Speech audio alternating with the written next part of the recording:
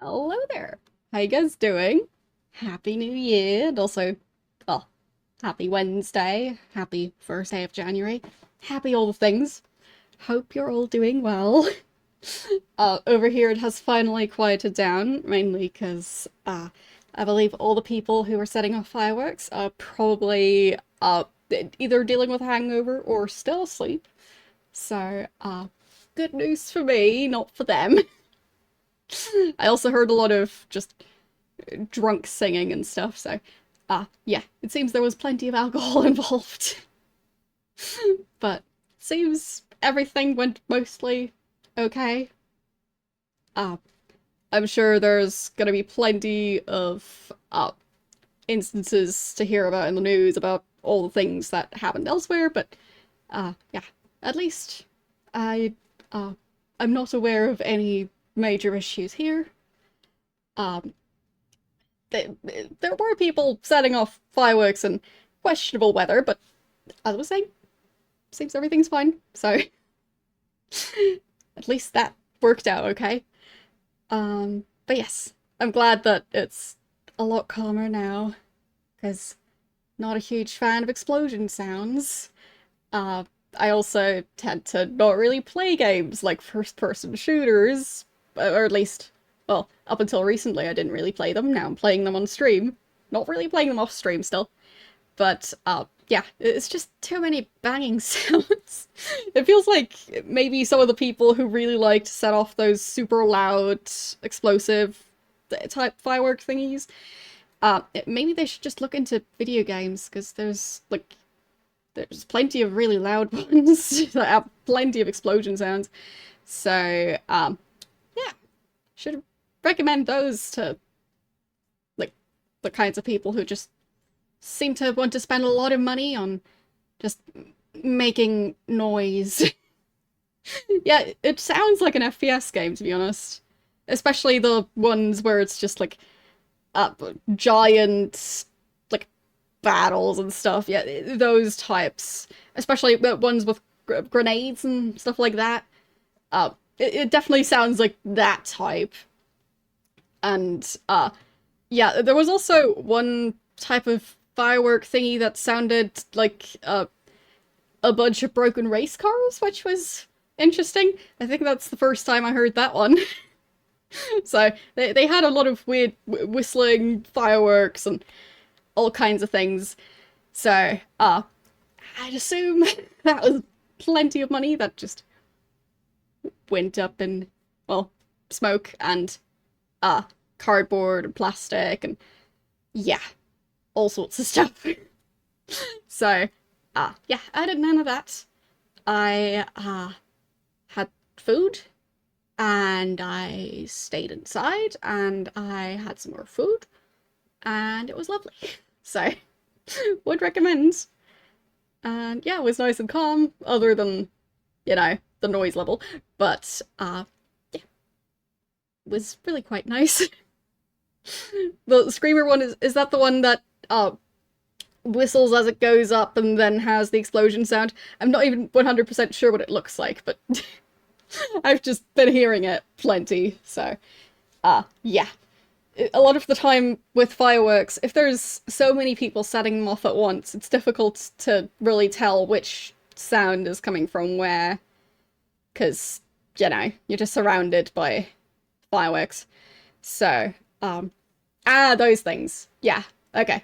I know what those are.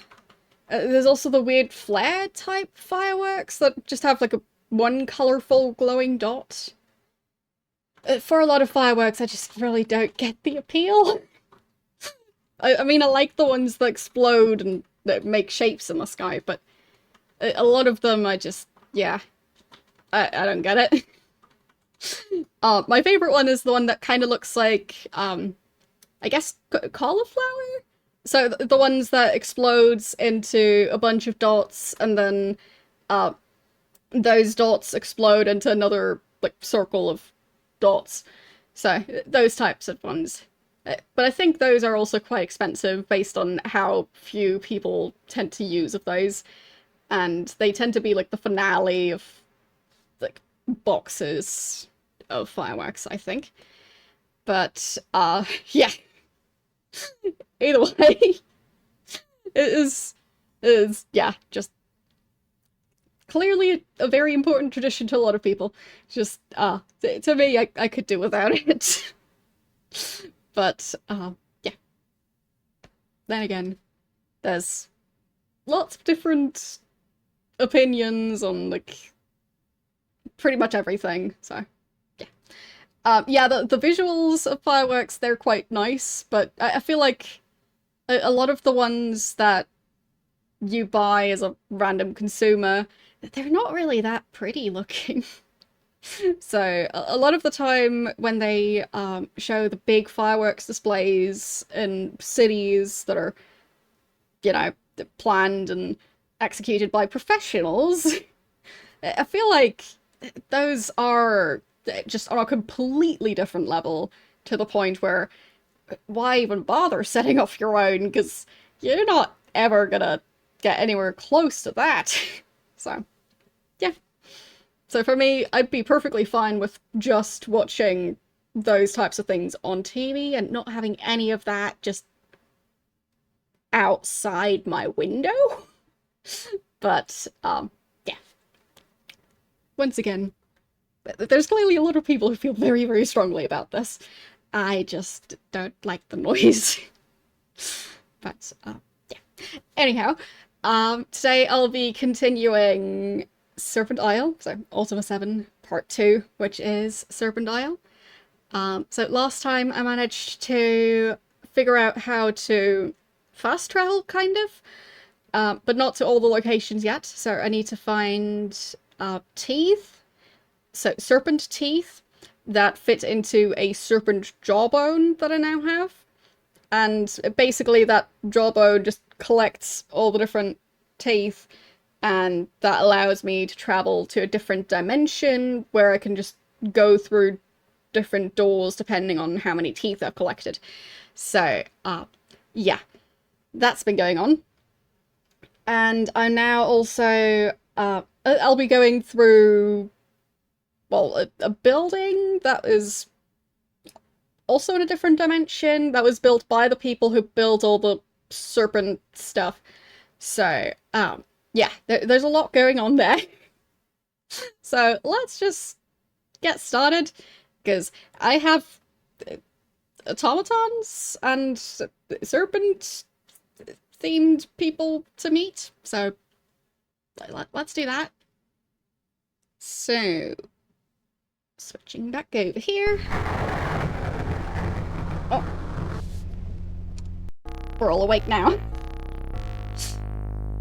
Hope the audio levels are not too far off, because since I fiddled with them yesterday, sang them back again as I basically need to memorize stuff, and I didn't, so yeah. If it's too loud, just tell me, and I'll fix it.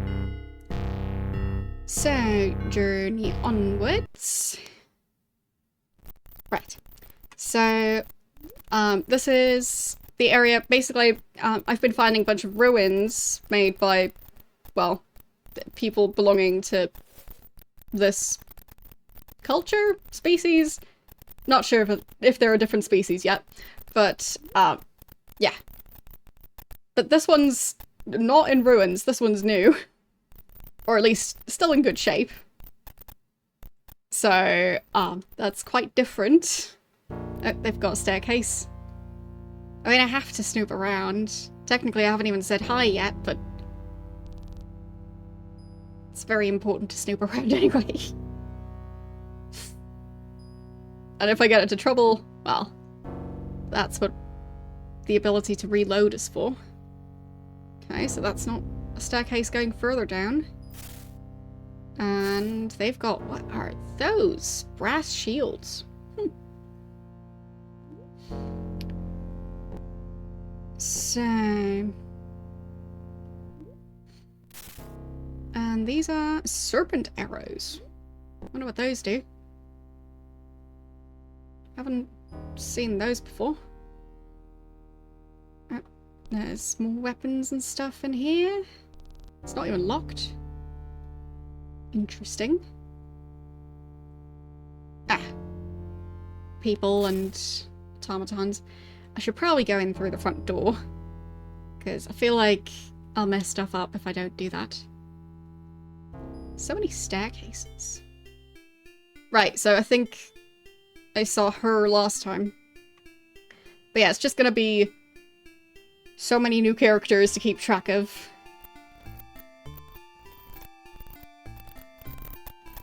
And also, so many notes I'll need to take.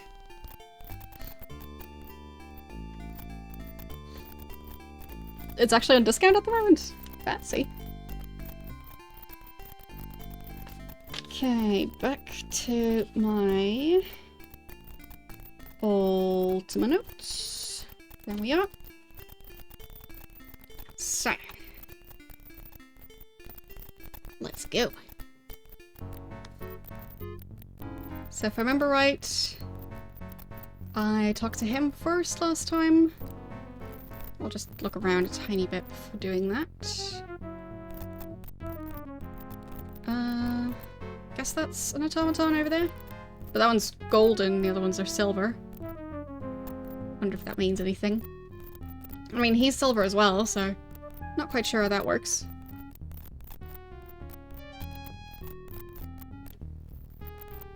Can't click on him. There. This time it worked. So... okay. How do I call this place? Because the way I'm taking notes, I note down the place and the person. So, I guess I can call it Serpent Realm, something like that. Because I don't know the official name. I'm not sure what this character's name is yet. So, you've come as the Order Hierophant, we're told. Okay. Must admit, even as dedicated as I am, I doubted there could be another champion of balance. So, I mean, by the sounds of that, I'm not the first one. I am Istanar. Okay, so I'm talking to Istanar.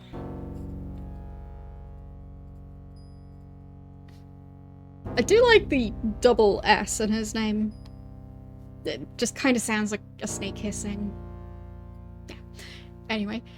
Commander of the Serpent's Fang and its garrison. If you'll forgive me if I remain skeptical for a bit longer. One does not attain a position such as mine by being overly trusting. So, let's see.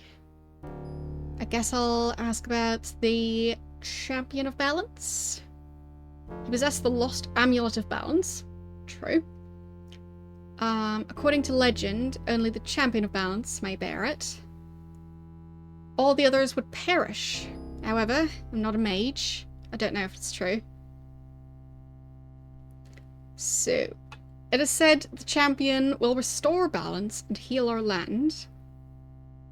As it appears that you are this long-awaited champion, I have something which should aid you. So what is that? It's a key ring. Yes! Finally. I got the key ring. No more needing to try 50 keys separately. Oh, may seem to be a paltry offering. It is no more than a trinket. It is no mere trinket. It's a magical item. Any key you put on it will disappear. It shall never weigh more than what it does now. Lovely. If any keys you put on it fit a door you wish to open, one of the keys you see upon the key ring will now open it. Well, either way, sounds good to me. Hope you find it useful. Yes, I will. Who crafted it? I don't know. It's very old. Once belonged to the Order Hierophant. When I made the final sacrifice, Calithus said, "Give this to she who shall heal our land." So, I now know that she meant you. How she knew that I would meet you, I'll never know. Happy New Year to you too. But yes, finally have that. I'm not sure how long this section is going to be, but finally, keyring. Yeah, no more having an entire bag that's just full of keys and nothing else. So, as always, her wisdom is infallible. Why, give it to me. Please don't rethink giving it to me, because I need that. It is said the champion shall need the keys to the land before balance shall be restored. Yeah, and I have a lot of keys. I think that was meant symbolically, but the key ring was made for you anyway. I mean, I don't care, I just want the key ring. This way, Order recognizes what she'll do for us all. Okay, so this organization is just called Order. Not even the Order, just Order. Okay. So... or Order Hierophant. Point being, feels like usually you'd go the Order, not just Order, so I guess that's just... oh, its name. So, Serpent's Fang. It's the name of this keep. Okay, so I'll change my notes to note that down. So, Serpent's Fang. So I don't really have anything he said that I really need to note down yet. Just, you know, I'm the chosen one, there's a prophecy, blah blah blah, keyring. But I'll just have the keyring. So. Was designated because this was once the keep from which all Order attacks on Chaos were launched. Commander Ardennis, who I now replace, was a brilliant tactician. He held this keep and its surroundings through some of the most bloody fighting this war has yet seen. The war is apparently officially not over. Thought it was. Guess not. It was during that time that the warriors began referring to the keep as Death Watch. Okay. Ardennis's loss was a sad blow as the tides of war turned. Now Serpent's Fang holds the line of retreat, not the forefront of the war. Death Watch has taken on another meaning. Watching for the fall of Chaos. Wait, the fall of Chaos? Wouldn't that sounds like Chaos being defeated. Oh well. The Order. Could it be that you don't know of Calithus, the Avenger, and our Holy Crusade? Yeah, I clearly don't. So, Calithus with 2 S's. If you're the champion of balance, perhaps you've spent your life as an acolyte on the Isle of Crypts. She'll honor your title by telling you the tale. If... I guess you are an imposter? For me, the background here, with it being black and yellow, kind of, makes the text even more difficult to read. And he's just talking in a strange way, and just leaving out a word in this case. So, if you're an imposter, it should be apparent soon enough. Or you will never survive what lies ahead. Great. Or what lies ahead.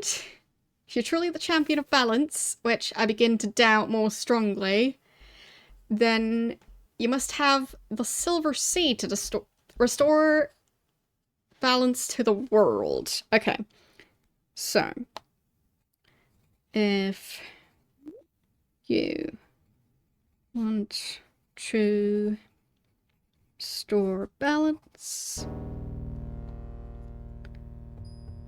you need the silver seed, whatever that is. Okay. So, while I will freely tell you that it is hidden here within this keep, I shall not tell you where. Okay. It is hidden in this keep. Okay. You just got up to say hi and going back to bed again. Well, happy New Year to you too, and hope you get some sleep. I actually slept, well, similar enough hours as I usually would. So I stayed up till, like, fine, maybe at, like, 1. And I still ended up waking up at, like, 6:30. So, yeah. The waking up at 6 or earlier is just too strong to be overpowered by New Year. So, anyhow. Yeah, so he won't tell you where. You must be truly illuminated before you will find the seed.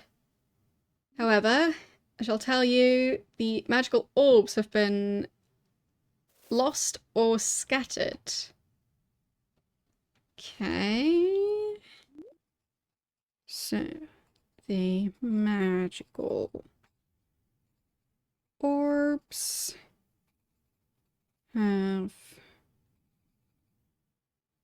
been lost or scattered. I don't even know what those are. But yeah, I think this is all the expansion or the additional content. I don't think this is the main quest of, well, the base game. So I'll try not to get way too sidetracked with all of this, but we'll see. It will be up to you to overcome the hazards of this region to obtain these orbs. Okay. So, I guess I'll just add in that I'm supposed to find the orbs. I don't know what the orbs are for, but...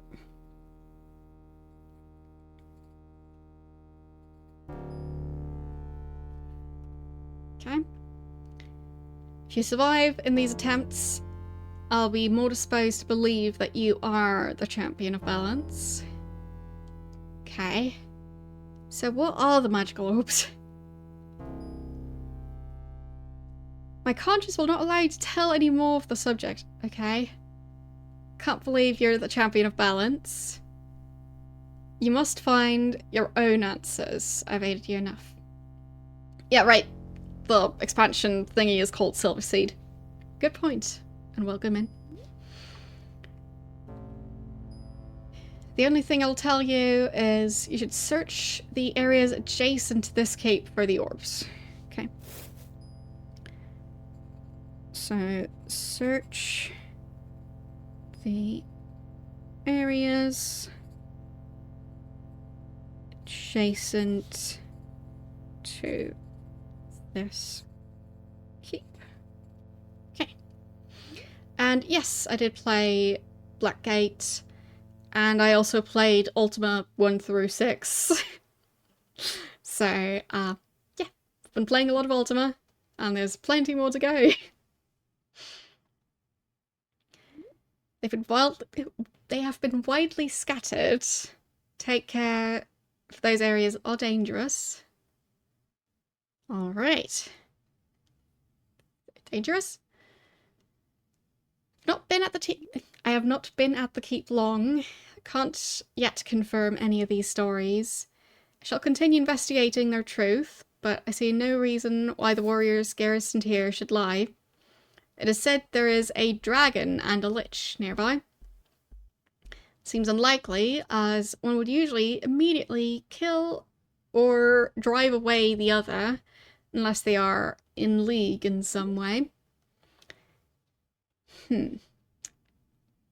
So there might be a dragon and a lich working together, or they're just on opposite sides of the map. But they're probably just working together. Great. There's also an abandoned outpost that is considered to be inhabited by creatures of chaos.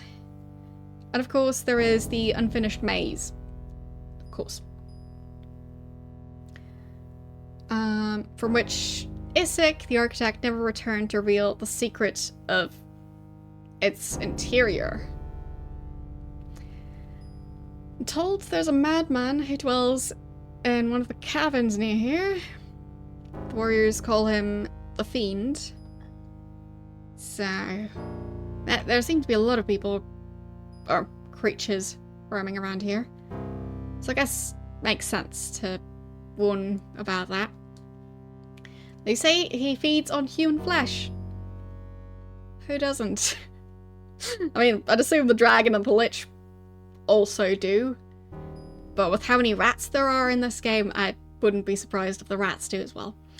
Use caution. I fear you will have to scour these areas in search of the orbs you seek. Alright.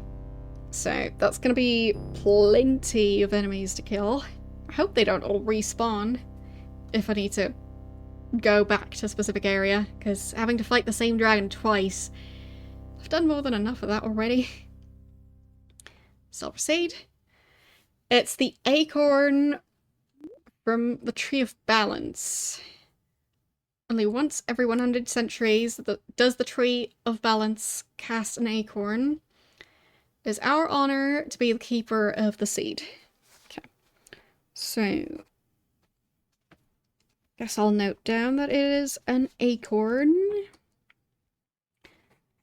The silver seed is an acorn of the Tree of Balance.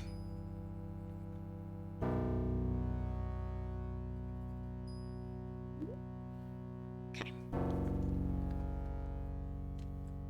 I mean, maybe I'll even find the tree. When the great Serpent was murdered, the Tree of Balance that had existed for time beyond memory withered and died. So the Tree of Balance is gone? Once we've crushed chaos's... once we've crushed chaos? I'm still distracted by the background being black and yellow and the text being black and yellow. It's just really not helping. Anyway, once we've crushed chaos, Calathus, the Avenger, shall take a new name, the Renewer. And plant the seed so that balance may heal our land. I wonder if the acorn is actually silver, and if the tree is going to be silver as well, because that sounds fancy. A silver-coloured oak tree. So, Isle of Crypts. How can you be the champion of balance and not know of the Isle of Crypts? I mean, maybe I know about it, I just don't know the name. I suspect it to be an imposter with each question you utter. I've been taught that it is the duty of all people to aid a pawn of prophecy. Calling me pawn of prophecy, it sounds a lot less glamorous than the chosen one. But I guess it also makes sense. Must hold fast the belief that if you are false, you'll fall to a fate worse than any I could mete out.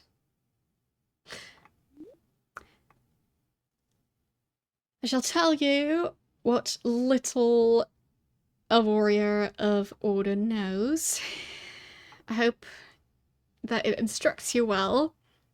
If you are truly the champion of balance, for you are woefully ignorant of your duty.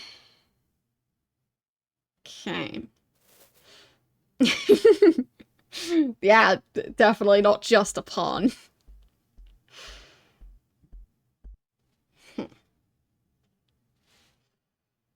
So about just tell me. There. The Isle of Crypts is the very heart of balance. It is believed the island was once the dwelling place of the great Earth Serpent. Okay, so guess I should write that down as well. The Isle of Crypts is the heart balance.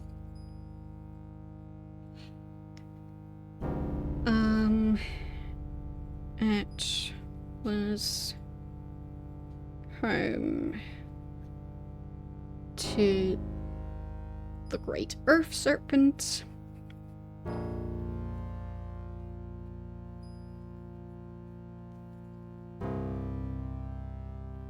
Okay. What else? So before the great Earth Serpent journeyed into the void to bring balance to the universe, it's common knowledge that this hallowed ground is the final resting place of all the great hierophants. Okay, so whatever that means. So it is resting place. Oh, final resting place. Specifics to all the great hierophants.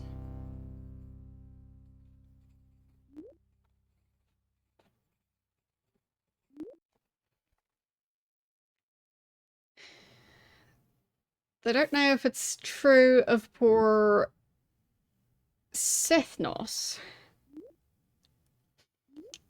It's also said that the island is the home of the Acolytes of Balance. Right, is that Monk Isle?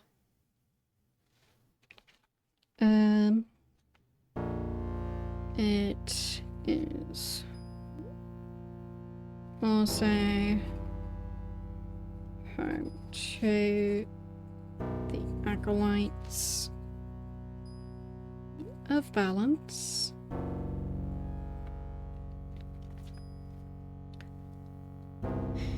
Though I would have thought you would have known more of this than I. So I think he's talking about Monk Isle. Where is the island? Most certainly not what I would have expected from the Champion of Balance. It's not my place to judge a pawn of prophecy, yes. I don't know the exact location of the Isle of Crypts. It's somewhere in the northwest. Okay. So, the Isle is in the northwest.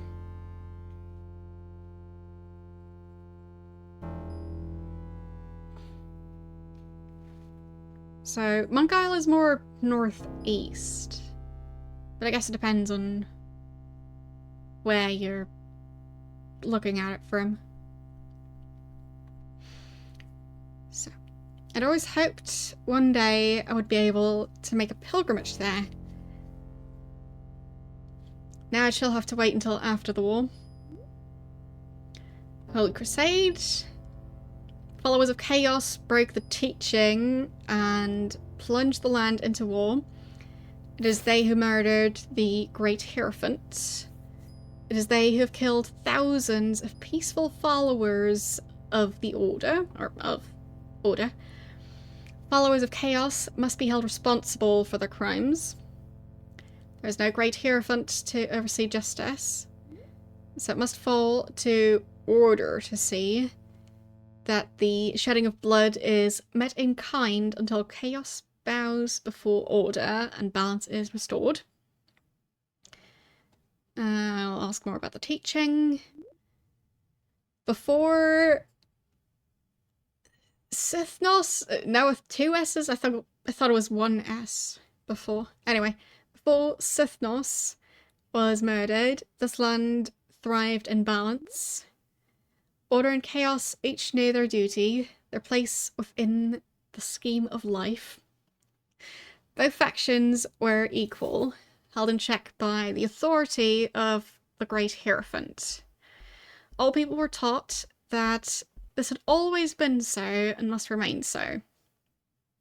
That was the will of the Great Earth Serpent, so that all people would reap the bounty of balance's peace. Great Hierophant was murdered. Well, welcome in, Raiders. You're just in time for a bunch of lore. How are you doing today and what were you streaming? But yeah, we're currently learning about, well, where do I even start? So, basically, well, good question. Where do I start? There's so much going on in Ultima. But, yeah. Yeah, I'm technically kind of, but not really doing a December stream. Because the game I was playing for December was this game. I also started it before December, and I would have been playing it anyway, but I just play plenty of DOS games, so yeah. Anyways, how can I sum up what's going on in this game? So, there's a bunch of people living on a couple of islands, and there's also ruins of a different culture that seems to have died out, and it seems they didn't really die out because I'm currently talking to someone who's part of that group. So, yeah. So, you just beat the game that you were playing for most of December. Well, very convenient. I mean, yesterday, as in, well, for New Year's Eve, I wasn't actually playing a DOS game, but I was playing a game that is still from a similar era. I was playing an early Windows game. But, yeah, it sure was janky. And I did manage to finish it, at least before, well, 2025, over here at least. So, yeah. I don't know if the Hierophants are gargoyles. I'm not sure if they interact with the gargoyles at all. Because, yeah, the gargoyles, I think the only one that's been referenced so far has been, one that was, like, there's a guy who's the villain from the previous game, so Ultima 7 Part 1, and, he's seemingly roaming around with a gargoyle. So, yeah. But I'm not sure if they're talking about gargoyles, because not sure how they would be connected to them. So, the Great Hierophant was murdered. Now there is no peace. There's no bounty, only war and bloodshed. Bloodshed. I can read. It was chaos that brought us to this crossroad, and it is they who will pay.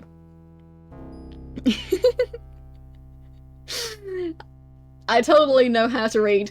I just keep getting thrown off by the fact that they've got these black and gold curtains in the background of the yellow text that's outlined in black. So I'm having issues reading this more so than most of the text in this game, because, yeah, if you have the text be yellow and black, you should also have the background be yellow and black. So, yes. Anyhow.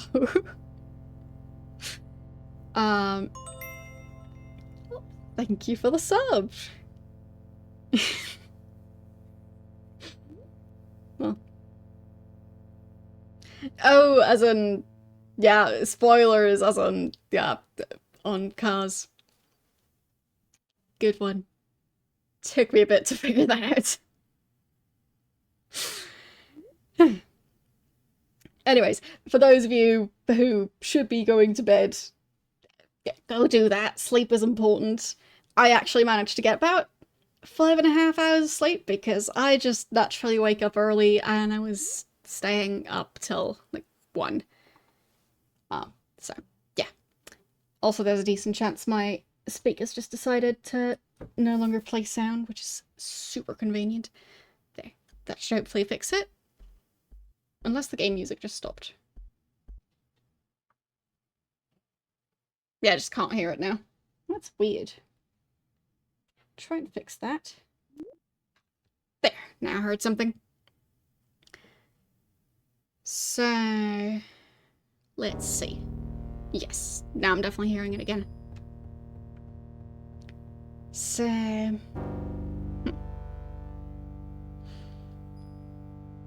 so it was chaos that brought us to this crossroad. It is they who will pay. Avenger. Before the War of Imbalance began, Calthus was known as the Steadfast. So many names. After the foul murder of Sithnos, she named herself the Avenger. Way less confusing to even have the same character changing names. So, the War of Imbalance. Those who served balance were always few in number. Can't imagine how one could walk the shining path swayed by neither order nor chaos. Do not see how it is humanly possible. There's always been those few called to serve all Ophidians. They followed the Great Hierophant. Followers of chaos slew the last Great Hierophant and plunged the land into war. There was no one to maintain balance. Right. The Ophidians? Questions are most perplexing. You're the champion of balance, and yet you ask about things that all people know. Sure, all people everywhere know this. Definitely. Yeah, I'm just testing them to see if they know about it too. Are you trying to discover how far we've fallen since Sithnos perished? They may judge Order by me, one of their ultimate warriors. We are Ophidians, followers of balance, order, and, alas, chaos. We revere the serpents that dwell within the void, for theirs is the wisdom that guides us all. There. You see, Order does not forget the teachings. That is why Order must triumph in this war. Really, the decision to have this entire cutscene, all the text be right on top of this decoration is just still really throwing me off. But I'm trying my best. Chaos Fiends killed the Great Hierophant. It is they who've fallen from the path, not Order. Right. The Shining Path? Are you testing my knowledge? Do you think to find an Order warrior of my status wanting? No follower of balance, but even I know that only the Great Hierophant may safely enter the void to commune with the serpents. That he walks upon a shining path to receive their wisdom. Okay. Guess I'll write down that only the Great Hierophant can go into the void to talk to the snakes? Sure. So, only the Great Hierophant can travel into the void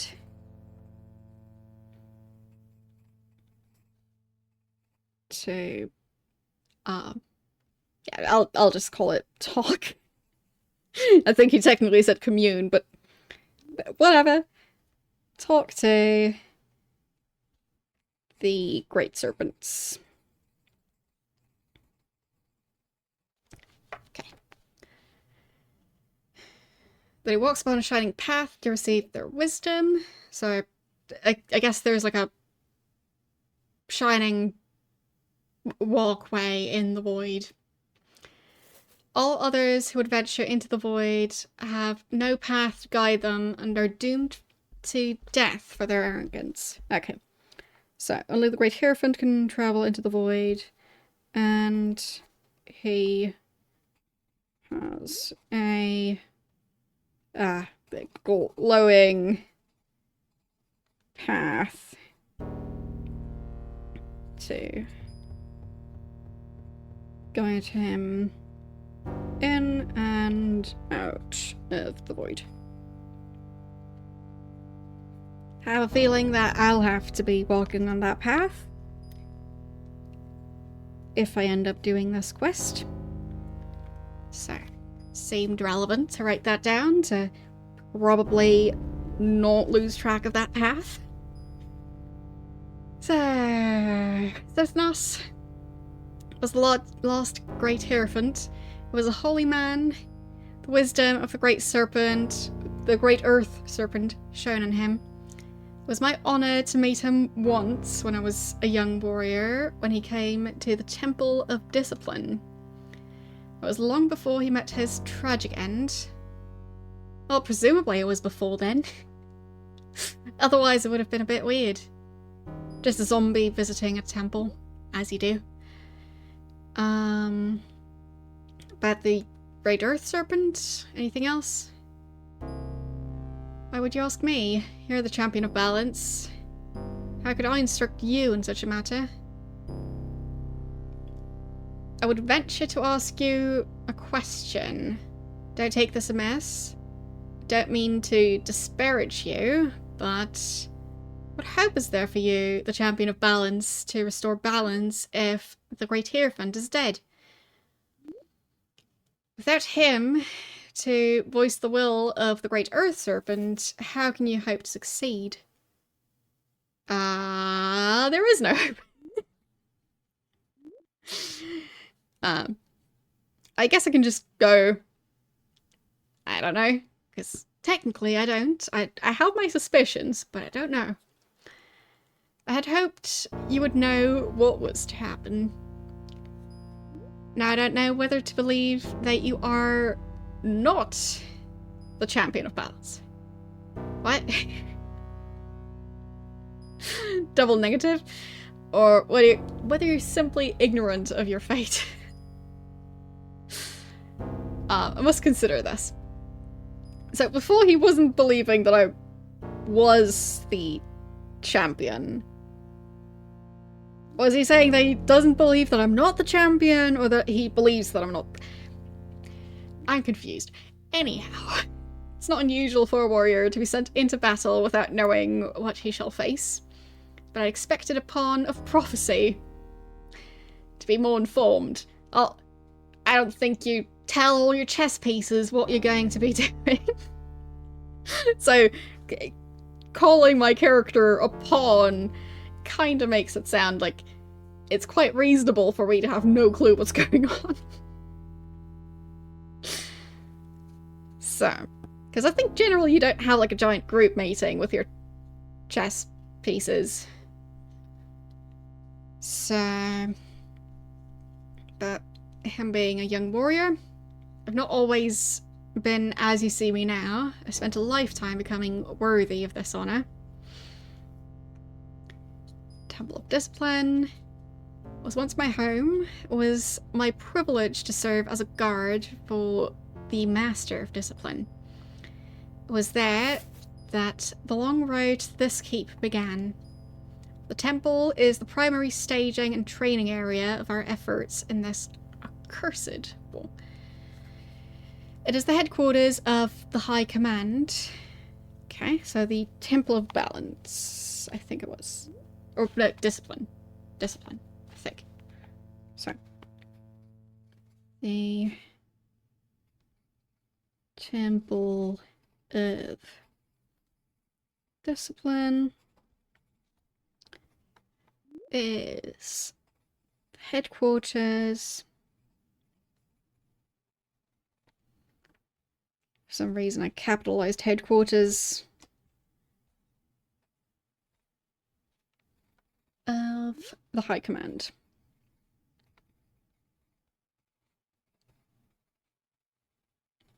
Okay. And I guess asking about it being an honor to meet the guy. I was once flesh and blood like you. Fine, so they are starting out as humanoids, as in living creatures, and some of them are then turned into automatons. I was chosen to be tested shortly before the war began, but that makes me wonder why there is such a thing as death if you can just replace the entire body with an automaton. I guess maybe they still need to have the brain be alive. I don't know. Tested? Only those warriors possessing unswerving discipline, flawless ethicality, and the finest logic are selected for testing. Of all those brought before the Order Hierophant, only a few hands of that number withstand the testing. As in, the rest of them die? Of that number, less than a hand make the final sacrifice. Less than a hand is in less than 5? Or less than 1? Because one hand is 1. And yes, you can be a female character. Yes. So, the Avatar can be a woman. In the previous one, so... Wait, either... Was it 6 or 7 part 1? One of the previous two, you can also choose a different portrait, but in this one, you're just kind of assigned, well, which gender of blonde do you want to be? Because in the previous, like, the one where I could choose a portrait, I think my character had red hair? But, yes. In this one, you're either a blonde guy or a blonde woman. All you can be. It's very important to be blonde. Anyhow. But yes, I feel like saying less than a hand, because 1 hand, 5 fingers, but 1 hand. So less than 1, so 0. Oh well. I'm one of the elite, the ultimate order warrior. I have traded my body for eternal service to Order. As you do. High Command. All respect to them. The High Command are the highest ranking Order officers who report directly to the Order Hierophant, who doesn't exist anymore. Or maybe the Order Hierophant is separate from the Great Hierophant? Because I think... yeah, Great Hierophant was the other one. So maybe that's just their word for leader person. So maybe the leader of the Order is separate from the leader of the other thing. It is they who are charged with fulfilling the will of the Order Serpent to unite the world under the ethicality and discipline of Order. Okay. And that's it. That's all the dialogue options. That was already like half a page of notes, and I've just talked to one character so far. Still unconvinced that you're the champion of balance. I suppose only time will tell. You're free to go, but I'll be watching you. Great. Also, regarding my group. So we've got,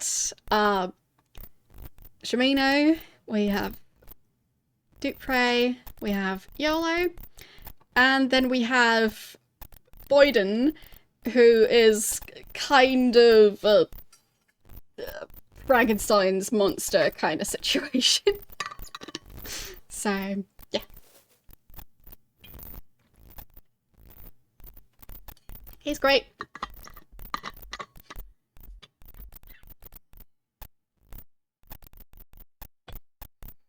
And I technically helped put him back together, so...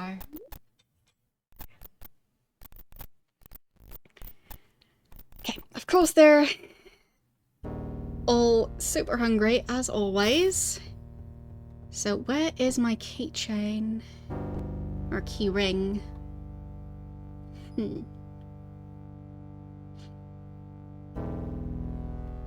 So you had the... I guess the main continent of Britannia. I always mix them all up because, well, there's Britain, which is the city, Britannia, which is the entire, well, the area that Lord British reigns over, I think. Either way, it is very pretty. But then again, the maps can just be quite pretty. So, let's see.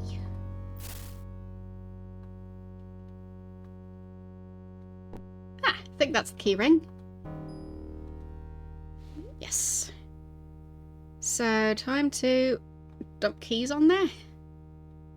And hopefully it'll work. Because that should make my life a whole lot easier. Can I open it? Don't think so. So, I'll just assume there's not going to be any glitches or anything where it loses track of some of the keys. At least I hope not. I do like how me putting the keys on the key ring means I'm carrying less somehow. But it is a magical key ring. I used to collect keychains, as in, well, the decorative thingies. And, I basically had a giant key ring full of keychains, and, that thing is heavy. I mean, I got rid of quite a few of them, and it's still heavy. So, there, got a couple more in the other baggie, I think.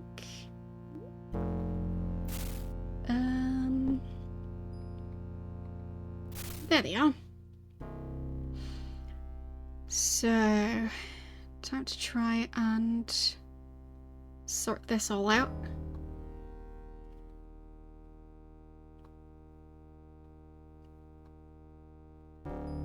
I guess I can also reorganize my potion ingredients a bit, because they're a bit of a mess as well. There. Collected so many keys. But now I just have the one key ring. It'll be so much nicer. Because in some cases I was just not trying to unlock doors because trying all the keys just takes so long. So. Might seem like such a simple thing, but yeah. Makes me more excited about continuing this game.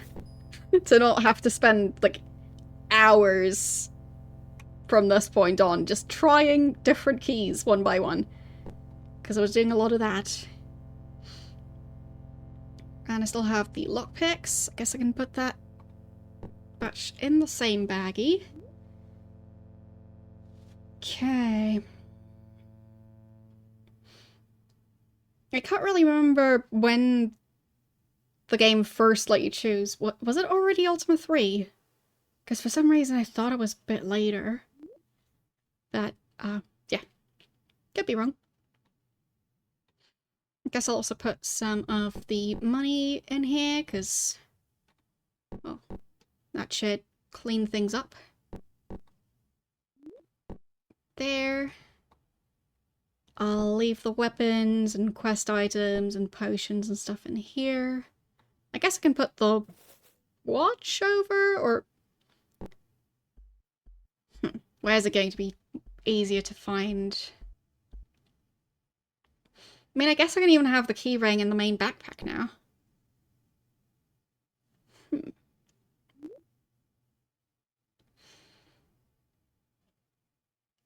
And I'm not 100% sure how I use the jawbone, if I have to hold it to use it. But I'll just leave it in here for now, I think. Guess the lockpicks can go back out. And this can just be basically a wallet. But, well, if I do go that route, then I might as well take that out. And then rearrange everyone else's inventory. Right, he's just carrying the food. But he does have some currency in there. And also some bonus lockpicks, which I can now finally carry. What's that? Oh, the bloodletting device thing. Yeah. That's gonna be relevant eventually. Just got a lot of random things.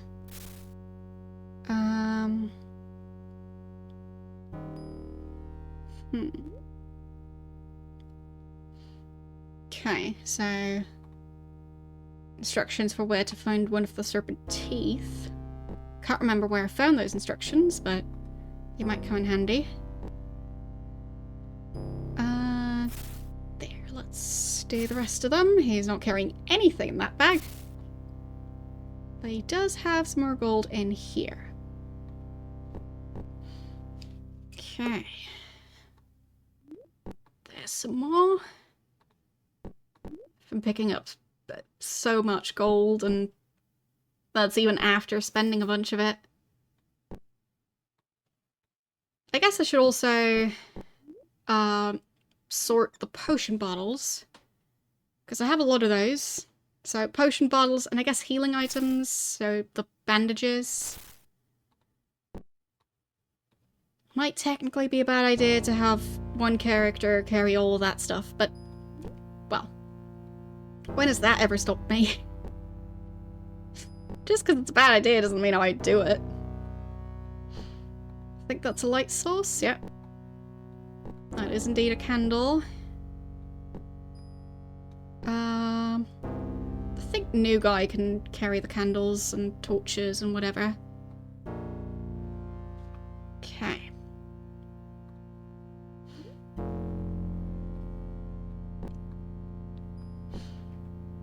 Your cat has the same name as an Ultima character. I'm not sure what your cat's name is, though.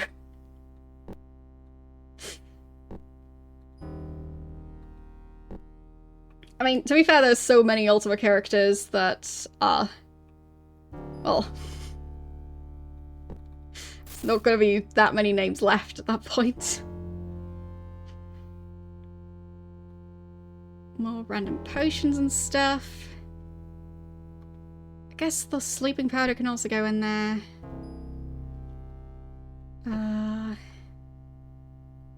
There.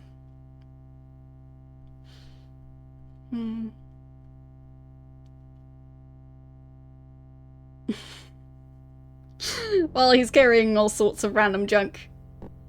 But, well, he's had an interesting life up until this point. So, he was dismembered and put back together again by being put into what looked like a giant meat grinder. and his severed head was still very much aware of its surroundings and just talking, and yeah. So to him this is an improvement. Which is not saying much. So there. That's a blowgun. So many items that I just forgot I was carrying. Okay. What are you carrying around? Exactly. Well, technically he asked to be allowed to come along. And, well, he's part of my group now. In one of the previous games, I had a talking mouse as part of my party. And, yeah. She was great. There, even more potions. Picked up so much stuff. That's a necklace. There's another candle. He's probably carrying a bunch of random stuff, so we'll probably have to check in on that stuff as well. That ring is an invisibility ring. Neat. Right, that's the random items that got teleported into my inventory. There's just so much going on in this game, so it's just chaos. Right, I think I've already emptied his inventory. And yeah, so still need to go through his stuff. Right, he's got the scrolls that I still need to scribe down. The ones that I need to copy down. There, I'll just collect all those together. He's using plate leggings, and these are plate leggings. I'm not sure why we have the extra armor, but that's okay. There. And that's even more of those. Of course it is. Wait. Why did I have those apart?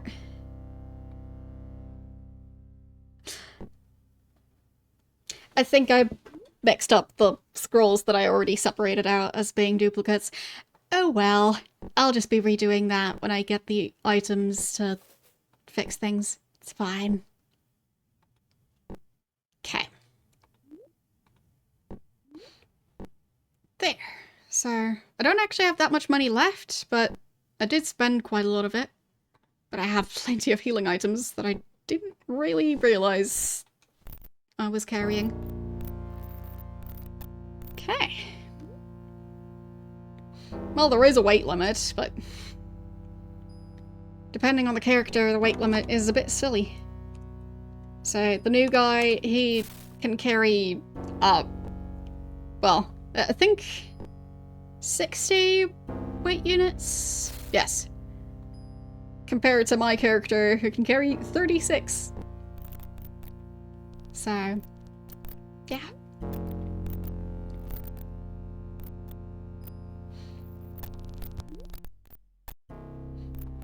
There's also an item limit per bag that you carry stuff in.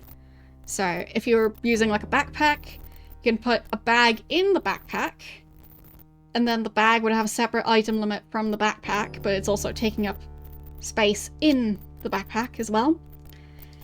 But basically, if you put a bunch of bags in a backpack, you can carry more items, but probably less weight, because the bags also have weight.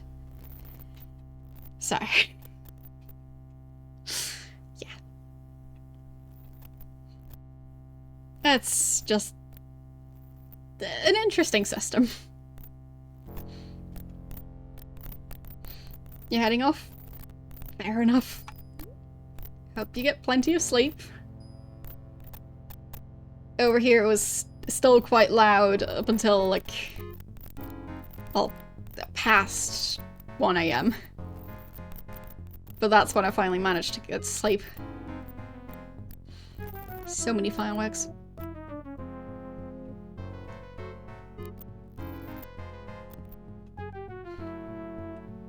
Okay. Did I save? I meant to save. I think I did. Yeah, I did. Good. Just wanted to save before doing this conversation. So. I don't believe I've had the pleasure of meeting you. I think it would be wise for you to prove that you are not a foul chaos spy. She looks so friendly, but immediately accuses me of being a spy. Make no untoward moves, I warn you, for I am Alyssa, Order Mage of the 1st rank. So, Mage of the 1st rank. You can always tell the quality of a mage by how rank he is. You can smell his superiority for leagues.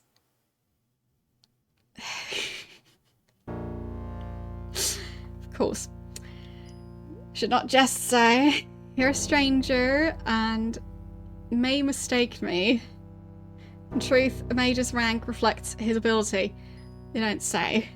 Those of the 1st rank have mastered all spells. Okay.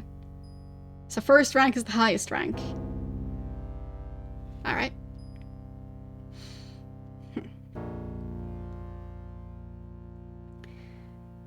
Those of the 2nd rank have mastered the next lowest level spells and so on. Although our titles are different, I am equal in rank to Subcommander Sundar. So many different names to be learning. Fine, so they did kind of, well, the previous guy I talked to. So I guess she's not just a random human who ended up here. She's just, like, they were just also humans, or very, very human looking. Who knows, maybe they're, like, green and slimy on the inside. Because they like snakes and, well, I don't think snakes have green blood, but yeah. Either way, on the outside they look very human, unless it's an illusion.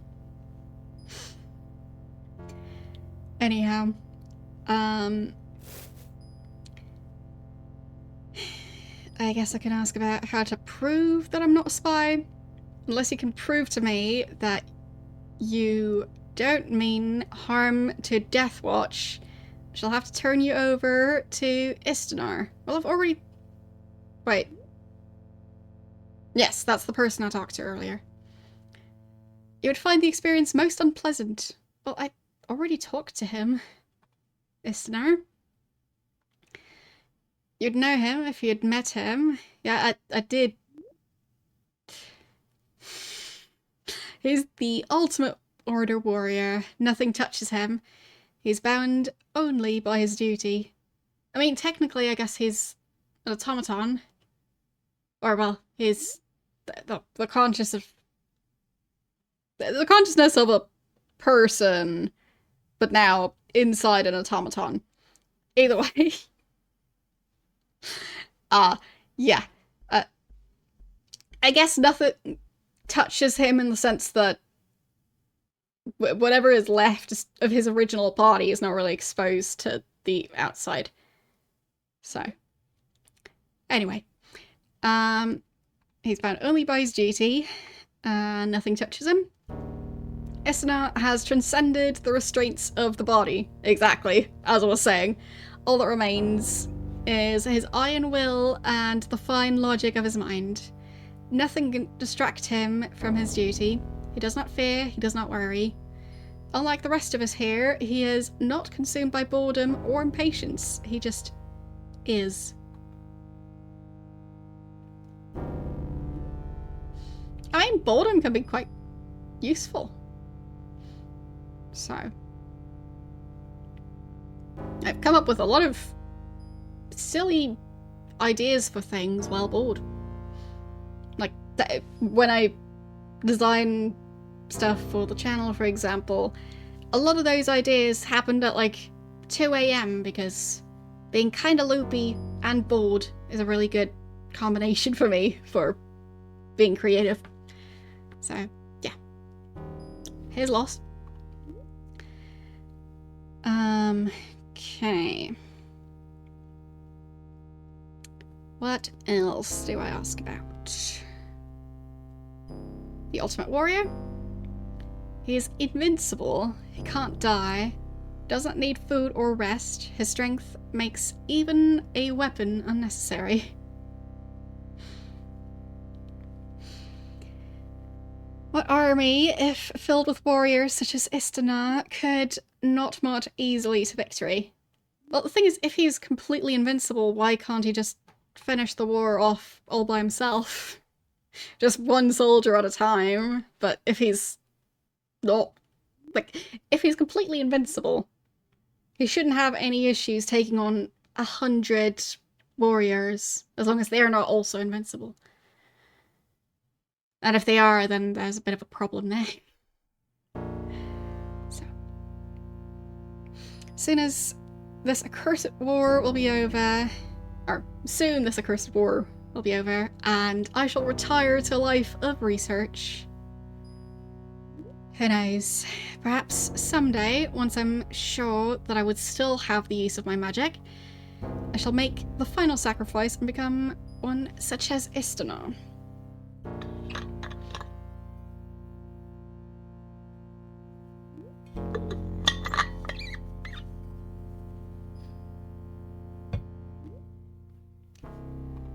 So, how does that whole thing work? Because I'm curious. Even if I knew how this was accomplished, which I don't, I wouldn't tell you.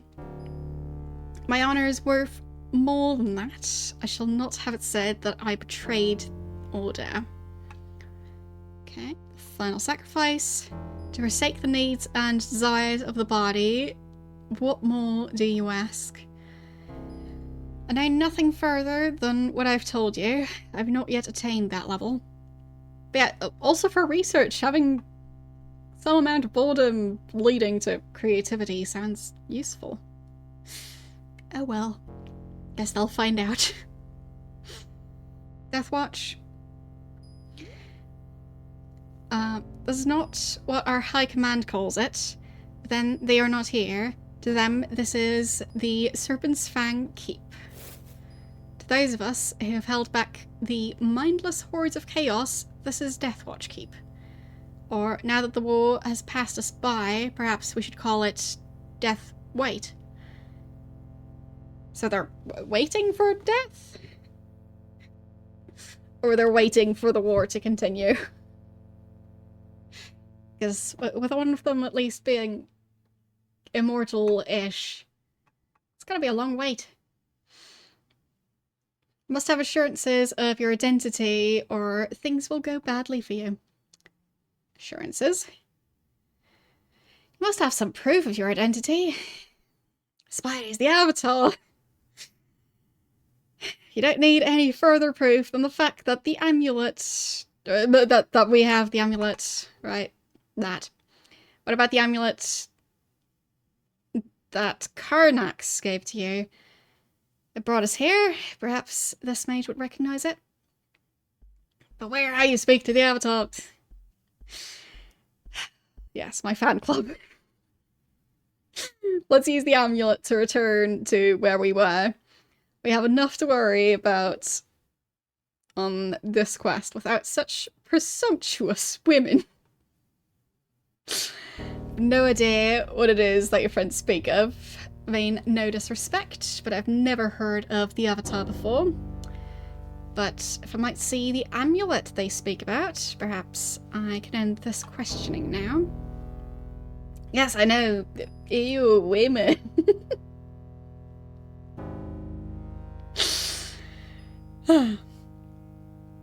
So, there's the amulet. No, it can't be. There's not been a champion of balance since before Sithnos was murdered. I can scarcely believe my eyes, but the item is authentic. That much I'm sure of. Okay. Forgive my doubts. I gave little credit to the stories. Thought they were no more than folk tales born on the evil form. I didn't mean to offend you. So, now that that's all settled... For some reason I feel like this is in a smaller font size than this, but I think that's because the black border of the text is just disappearing into the background. But it just looks a bit strange. Where was I? Questioning. If you'll not answer me, I shall be forced to dispel you and take you. I already showed the amulet. You take too much upon yourself, woman. I doubt she'll be as easy as you imagine. You don't speak to an ordinary warrior. This is the Avatar. She tries anything, I shall gladly lop her head off for the effort. I don't think that's going to be necessary. This is a time of war. You cannot think to wander about unchallenged. Would be a breach of duty if I didn't stop and question you.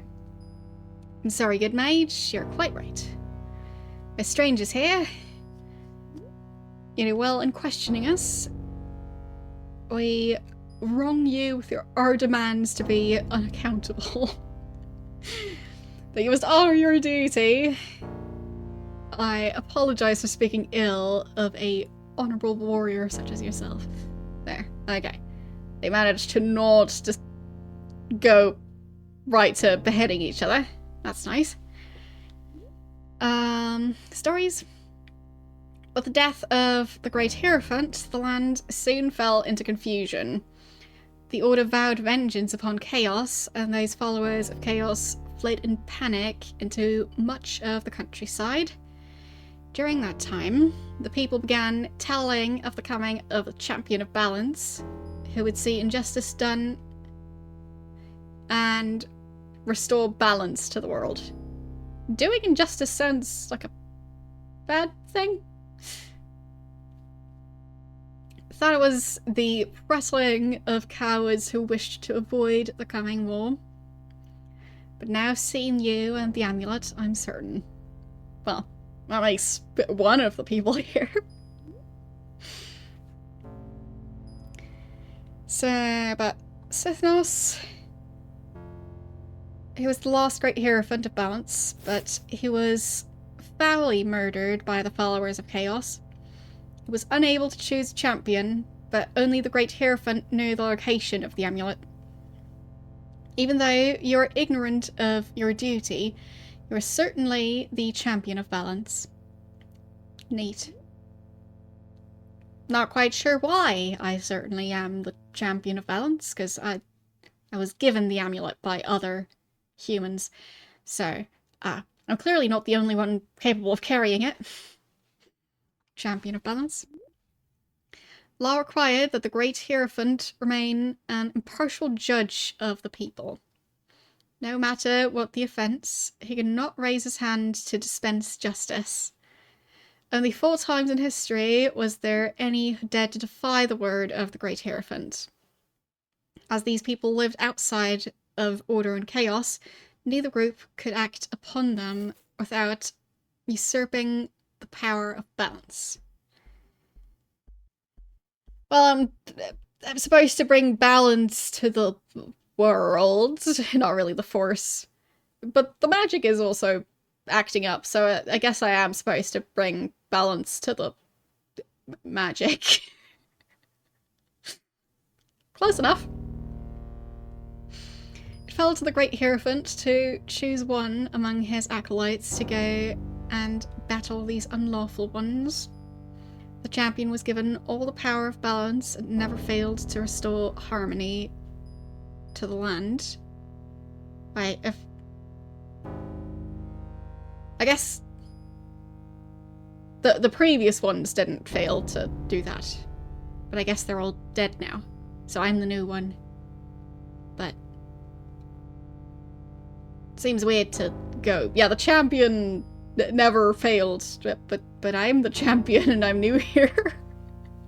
I haven't failed yet, but I haven't done much yet. So, Chaos Spy? Everyone knows the tides of battle have turned since the High Command unleashed our secret weapon. Chaos will do anything to learn how to neutralize our advantage. Okay. Neutralize? The only secret that spies need to learn is that there is no way to neutralize our advantage. Order cannot fail now. The sooner that those wretched Chaos followers realize this, the sooner this war shall end. Well, I'm not a spy though. Secret weapon? If you're observant, you'll know the answer to your question. If not, I won't help you, no matter who you are. Alright. Sup, Commander? So, Sandar is now Isnar's aide, though he commanded the garrison after Commander Ardennis's death. Okay. Sandar did not take his replacement very well, I fear. His devotion to order is strong, to be sure, but how could he expect to command now that Isnar is here? I don't know. Ardennis was an old man. It was he who founded this keep. He was a loyal servant of order, but he didn't keep discipline as he should have. Fortunately, he was honoured by a clean death in battle before anyone could question the strictness of his command. And that's the end of the conversation. Bye! Okay then. What's in that bag? Serpent skills. Okay. I'm guessing she doesn't sell potion supplies. Service? Little to do these days. Simply yearn for reassignment elsewhere. It's quite depressing. I can tell you're a mage. I can't perceive what rank. If you desire, I will teach you a few spells. For a small fee, of course. Or if you don't desire spells, perhaps I could train you in the use of magic for a small fee. It'll help pass the time. What spells? Can only accept gold coins. I hope that's acceptable.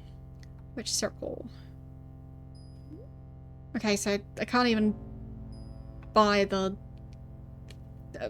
burst through 4th circle of magic. So, 9th circle? Let's see, what do you have?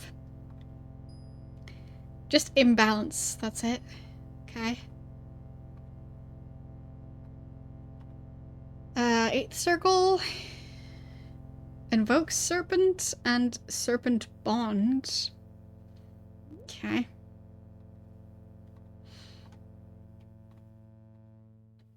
Yes, like, go single-handedly restore peace and just put everything back in order, but also money, please. Because, well, wouldn't want to end up giving away spells for free. That would be silly. Create ammunition.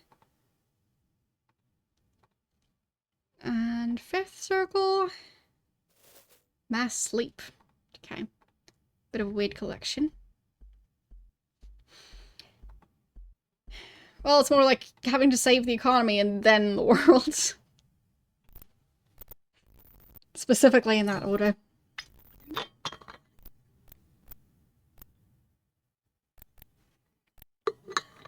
I don't really get to do much after saving the world.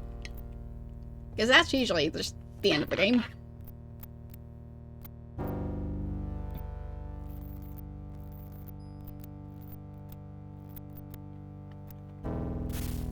And I've got some more gold coins in here and some bandages.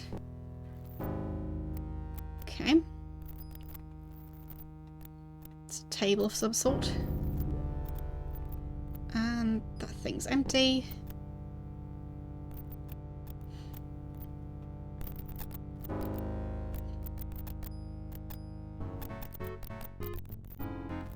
And they're just constantly hungry as always. Maybe I can find some food around here. Hello? Nope. Can't talk to the automaton.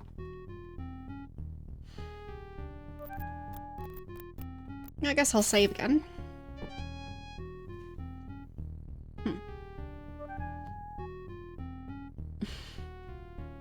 Well, for me, I'm playing these games for the first time, and since I play so many games from the era, I'm just used to it. So, yeah. Yeah, the inventory system, it's a challenge, but it's a lot better now that I have the keyring.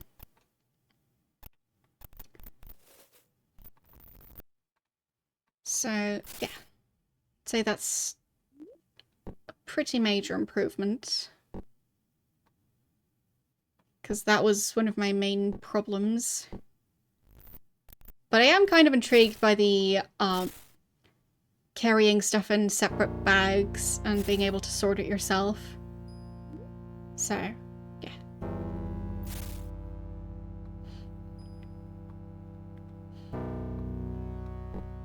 Because in other inventory systems, if you just have a list of stuff, I feel like it can get messy just in a different way. Because the game just sorts it in whichever way it thinks it should be sorted. Like having all your weapons in one big pile. Meanwhile, I can sort them into, like, weapons that I might want to get rid of, like selling them, or weapons that I want to save for later because they have limited ammo. And I can just have those in different bags. So I do think that's kind of nice. More food to steal. I mean, confiscate.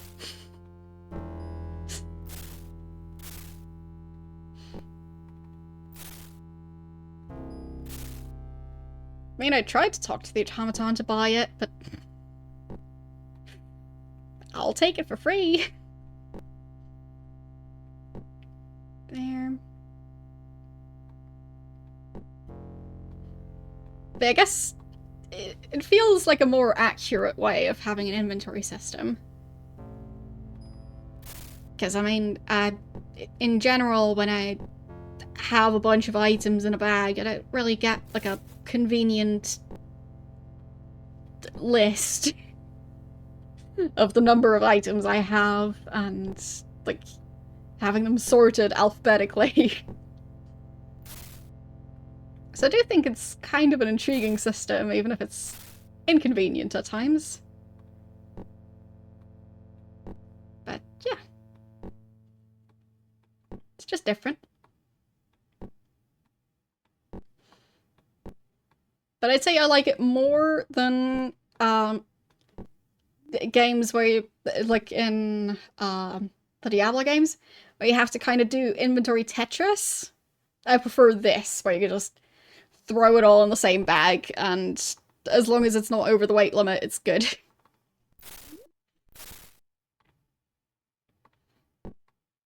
Like, there's still limits, I just don't need to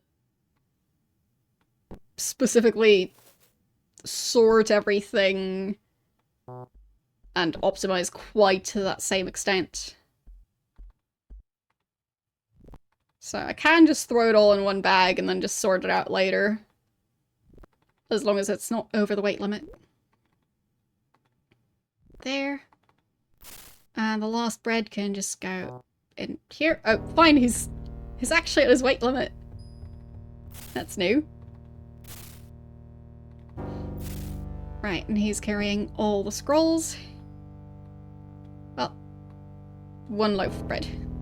There you go.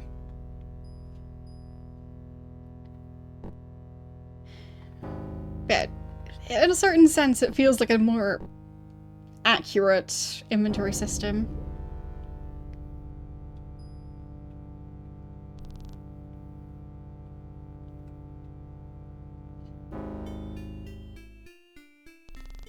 Well, there is such a thing as carrying too much bread.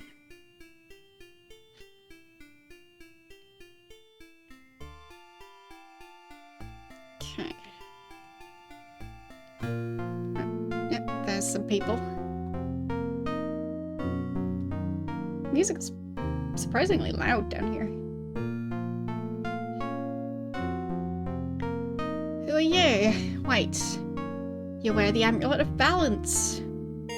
I'm no lord. Stranger, I'm merely a warrior. You may address me by my name or title. I am Sub-Commander Sandar. Right. Heard about him. Train.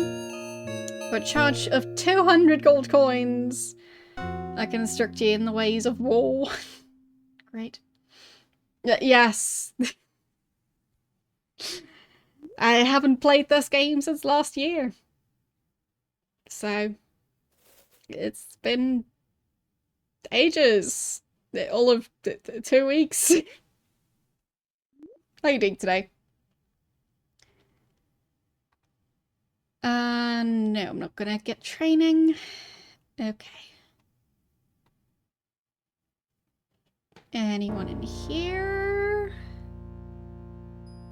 No, cells look empty. Where are these? Cup. And a plate. Okay then. So know where he is now. I think that's just a door. Yep.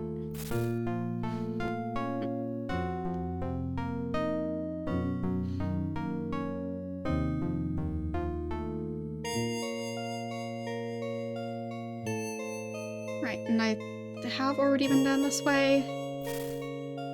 That was these brass shields and the arrows. Guess I'll just leave those in there for now. Like, I did steal a bunch of food, but stealing fancy weapons just feels like a step further.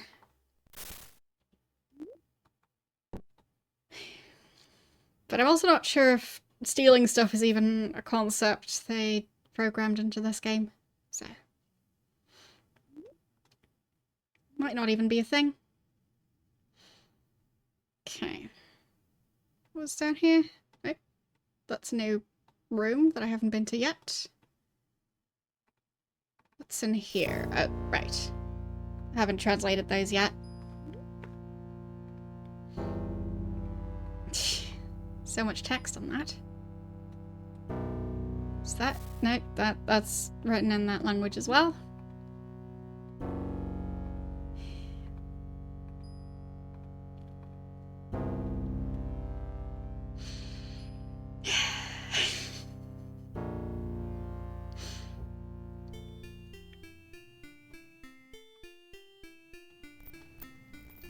So, were there any other people around? Seen 3 characters I can talk to and 1 automaton. So, curious if there's more. That looked like a human.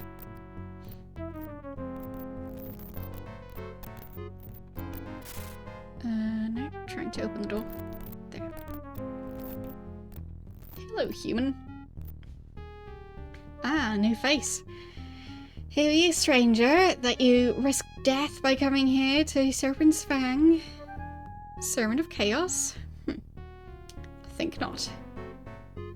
I am Suruk, the healer of Serpent's Fang, and I perceive that you are lost. Perhaps I can aid you, if you wish. Information. I've been here at Serpent's Fang longer than most. Perhaps I can aid you with information. What do you wish to know? Strange items. Show me the items. I will tell you what I know, if anything. Okay, can't ask about any of the items I have, for some reason. Places. I know of many places. Which do you want to know about?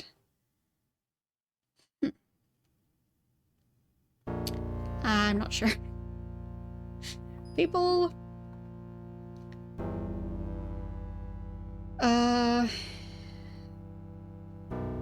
Yeah, that's all the people I've talked to already. Strangers? Other than yourself, there have been a few that were brave enough.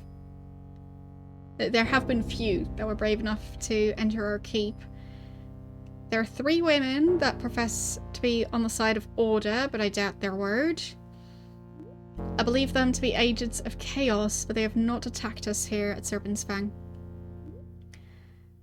And they fought the chaos creatures that venture forth from the surrounding tunnels. They wait, but for what, I'm not certain. Okay. Weird. So, nothing else. And... I guess now I know that I can ask about the different places if I want to.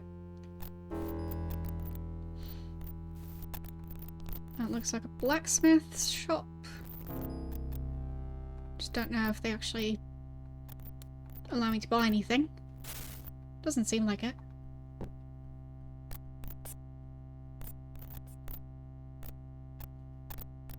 Okay. And they have like a big gate as well. So this is a fortress. Huh.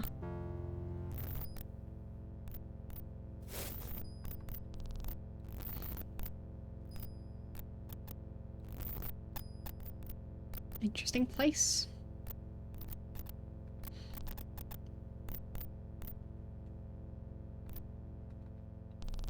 Let's see where I can go. Maybe some secret rooms?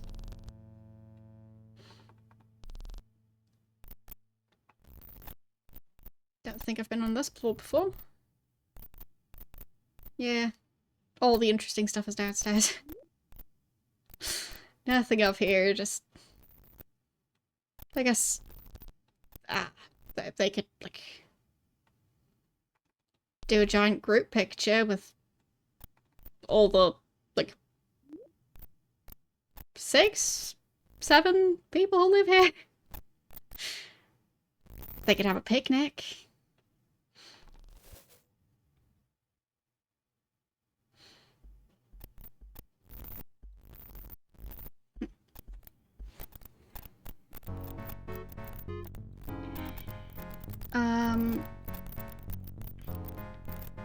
Yeah, so I might patch the game. I'm not sure if the GOG version is already patched. But in general, what I tend to try is to just play the GOG version and see how that one works. Because in some cases they've just already patched it. And then depending on how that goes, I maybe look up patches, but I try and find something that changes as little about the game as possible. Like, I don't want added content, I just want the game to run. So, yeah.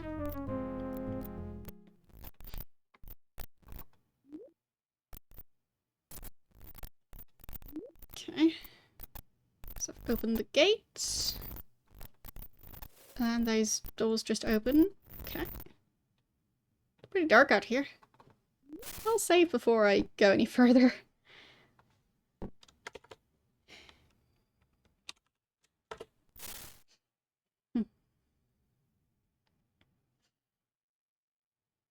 Gold box games? What's that? I'm not sure I know anything about them. I feel like I've heard the name at some point, but why is it so dark? That's this guy. It's a mystery. Well, I guess might be a good time to use one of those candles that I've got. There, you just put that shield in your bag.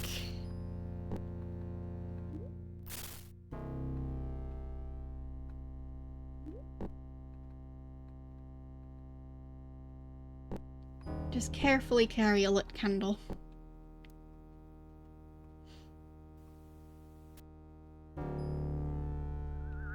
Oops. I think I found some enemies. Or not. Okay. Hopefully that's... that's a portrait.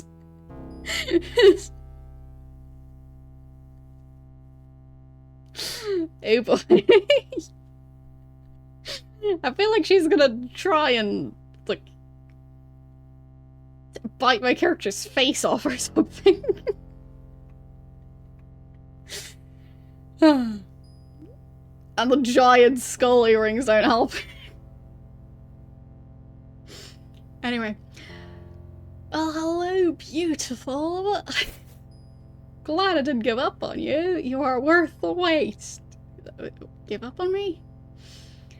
Well, I wouldn't have done that, really. After all, it's not often a girl gets the chance to play a part in a prophecy. If I had given up, how would I have been able to help you? I'm confused. Prophecy? Your coming was foretold long ago. Beautiful. Though you were expected much earlier. I fear that the task before you shall be much more difficult now. Wait, what task? The task of the Pawn of Prophecy, or as the Ophidians call you, the Champion of Balance. It is to restore balance to the world. I fear that the tide of battle may have turned so far that even you can't pull it back. If order destroys chaos, there will be nothing to bring balance to. Beautiful. Okay. So, destroy chaos. The Ophidians who follow order believe that those who follow chaos are responsible for the murder of their holy men. They have sworn to rid the world of chaos. Now that they have created automatons, they may succeed. You cannot miss seeing them anywhere near the keep. They are men of metal that swell the ranks of order. With the added strength of automatons, order shall swiftly overcome chaos. Your time to complete your task grows short. Beautiful. So, foretold. I suppose the Ophidians learned of it through their hierophants. We were told by our guide. I was told to await you here, and I have waited. You've been quite tardy, as you know. Beautiful. Ophidians? You don't know who they are? How strange. They're the people that hold the keep. Quite warlike, really. Don't have much to do with them. Hierophants. At least I think that's what they're called. The Hierophants are the holy men and women of the Ophidians. Understand they are also the political leaders. Personally, I think anyone possessing that much power is a bad idea. Guide? The guide is who I follow. Beautiful.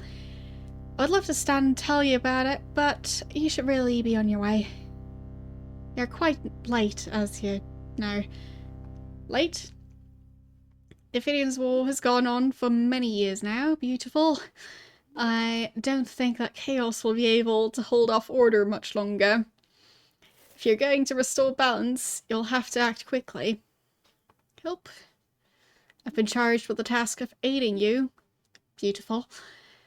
Beyond this gate lies a threat to you, as I must give you the key to escaping its snare. Key? Not a physical key. Beautiful. But a hint, if you will. You shall come to a room in which your passage is blocked. Guess I should probably write this down. I don't know her name though. Yeah. Oh. Come to a room where your passage is blocked.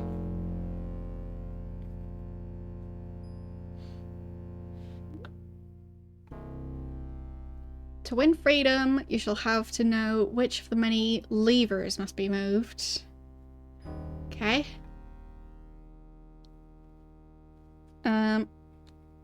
Pull every other lever.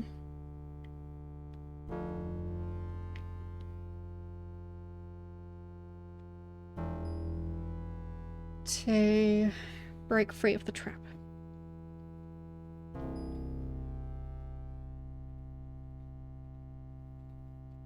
Okay. And waiting. It's been quite a while. Doesn't matter now that you're here. Beautiful.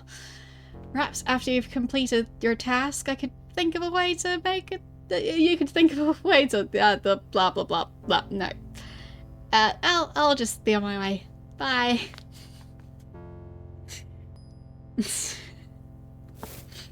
Hello. Happy New Year. How are you doing today?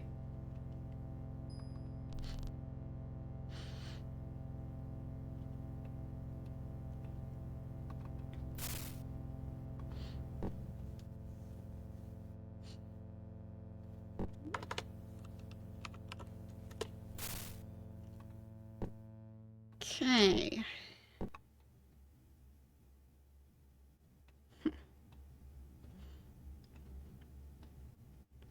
Yeah, over here, there wasn't really snow over the holidays, but I think the day before there was like I don't know if there's a specific name for it in English, but the type of soggy snow that's right in between rain and snow.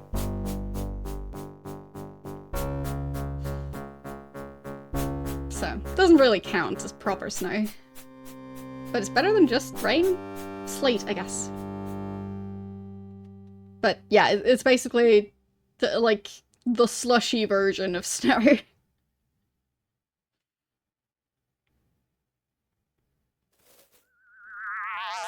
Oh, another one. Nothing in that hollow tree.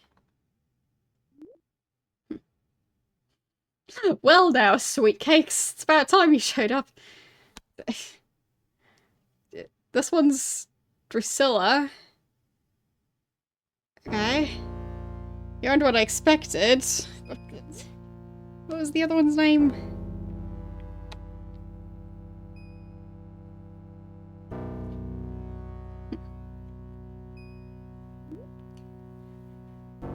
So... But yeah, that's quite the facial expression as well. You aren't what I expected, but who am I to know what a pawn of prophecy looks like? Pawn of prophecy. Look so surprised, sweet cakes. Can't tell me that this is the first time someone has told you you're marked. Even those benighted idiots, the Ophidians, knew to expect you. Can't be such a shock to you. The idiots? Oh no, perhaps I shouldn't have been so harsh, not in front of you. Suffice it to say, not all people in this world are so addled as to believe that wisdom is found in the hissing of serpents. Especially serpents that no one can see. Follow the guide, and it's enough that I'm here to meet you to tell old Drusilla whose pot is cracked and whose isn't. Right. Yeah, enough for me to have this conversation with her. Clearly. Waiting. Why else would I be standing here, dearie? This isn't exactly the hotbed of excitement, if you know what I mean. Might say that I'm a part of your prophecy. One of your guides. Guides? Well now, dearie. You seem to need some help. If you don't mind my saying so, you look a little lost if you ask me. So here I am. I can give you 3 hints to help you on your way, so listen well. Hints. Got your attention now? Thought so. What lies beyond this gate is a magical type of maze, sweet cakes. Okay. So beyond This gate is a magical maze.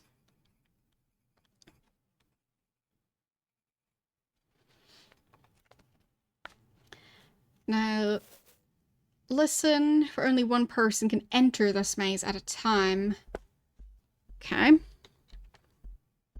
Only one person can enter the maze at a time. Okay. Else all become confused and die. I'll tell you straight on that it'd be easier if you turned and went back to that keep right now. So you want your hits or not? Yes? Stubborn, aren't you? Alright. If you find yourself trapped, don't despair lest madness overtake you. Know that death is the only way any of us will ever win free of this world.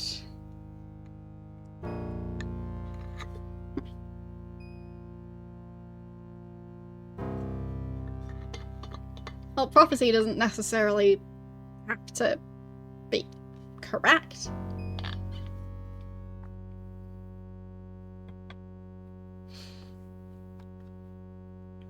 Like, it's coming true is kind of how you prove it's a prophecy. Until then, it could just be like a weather forecast. You don't know if it'll actually happen exactly like that until, well, you see it for yourself. At least over here, weather forecasts are a lot of the time like 50-50. It might say, oh, it's gonna rain all day, and instead it's just gonna be sunny all day, and vice versa. Keep careful track of your turnings. May pass through a room more than once. Okay. Sometimes you'll have to turn back before you can find your way. Okay. I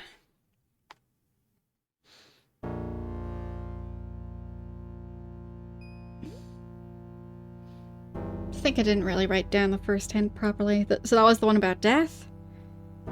So the death is somehow related to something. And if you get trapped,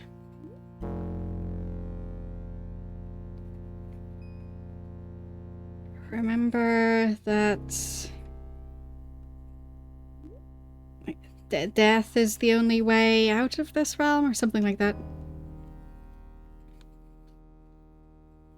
Only way to leave this realm, or...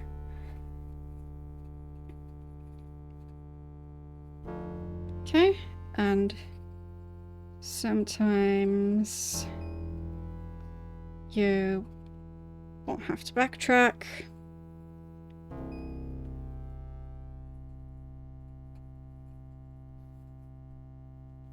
To find your way. And last one. Once you've found your path, that section of the maze shall remain clear forever. Okay. Once you have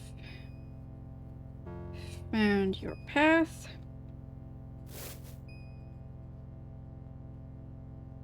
that section of the maze will remain clear.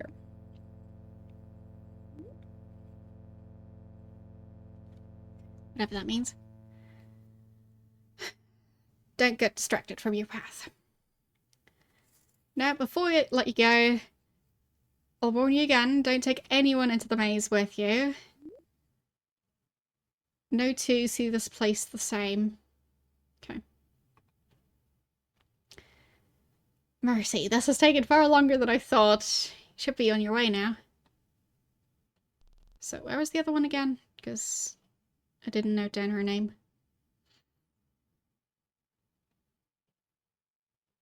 Around here, maybe? Or here? Somewhere around here. Where'd she go?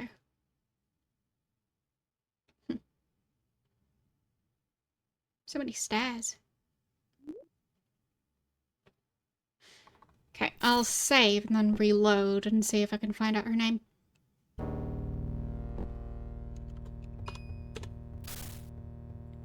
Because I just want to know for my notes. Back here? Or is that too far back?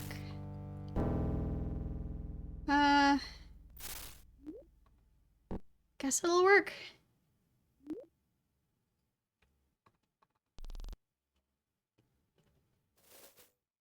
So around this way. I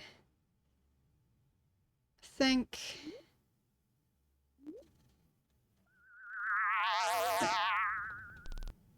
That's what you are. And what's your name again?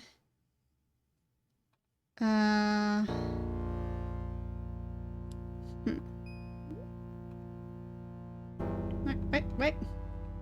Where'd you run off to? Up there. Still don't know the name.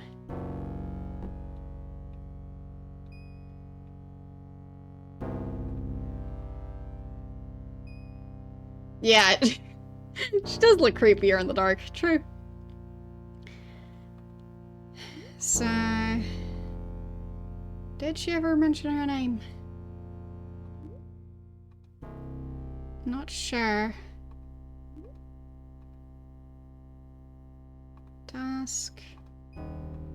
Blah blah blah blah blah blah blah blah blah blah blah blah blah.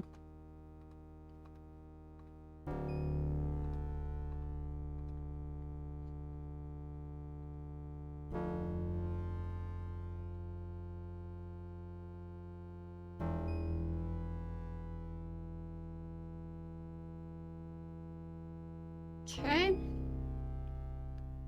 Okay. And do I have a name yet? No. Okay. Fine. I'll just call her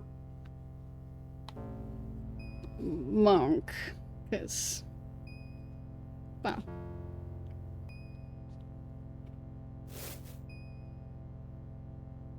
I mean, then again, for some reason, can there be female monks? Can there be male nuns? I thought those were gender-specific terms, but I could be wrong.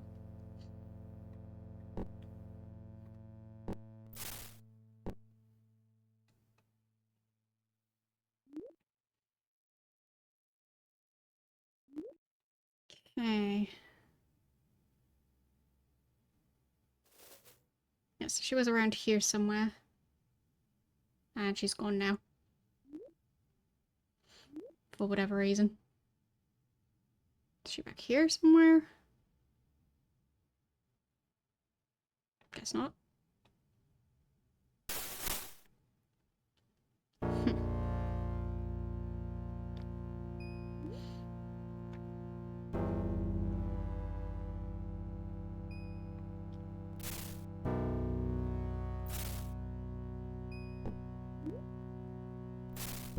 Okay.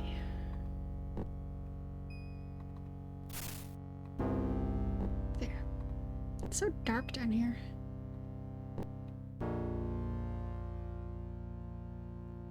Don't want to use up all my light sources. But I guess that's what they're for.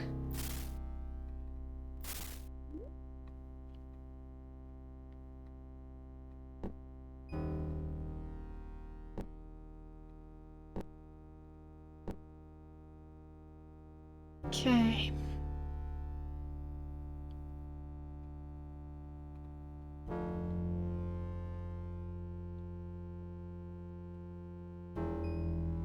Not even sure what I'm looking for in here. What? What? A spider? A man spider. Yes, that.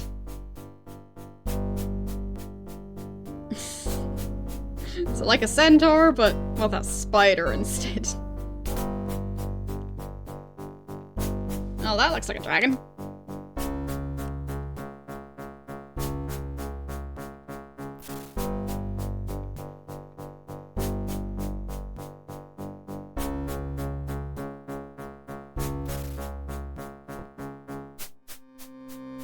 Hello, dragon. Human. How interesting. What do you want? Who are you? My, what an impudent hatchling. Technically, I didn't hatch from an egg. Anyway. You have the goal to march into my home, walk up to my presence on your tiny, ridiculous legs, and dare to ask my name. Yes. So what's your name? Think I shall be the one to ask the questions. I shall begin by asking you what you're called and why you've come to my domain. I'm Spidey. Or, well, the avatar. I misclicked. Either way. Guess both. How interesting. Don't look like those humans who call themselves Ophidians, but I can smell their spore on you. You're an official envoy from the Serpent's Fang? Yes and no? Yes? Suppose I can tolerate your presence for a few moments. Now then, why have you come here? I'm looking for something. Yes, well, aren't we all? I suppose I should not bore you with my sophomoric philosophy. I'm sure I nailed the pronunciation of that. Well, won't ask you what it is you're searching for. However, if you're willing to stay a while, I might be inclined to help you find whatever it is you seek. I know something about you. It's only fair that I tell you my name is Draxonar. My friends call me Stumpy.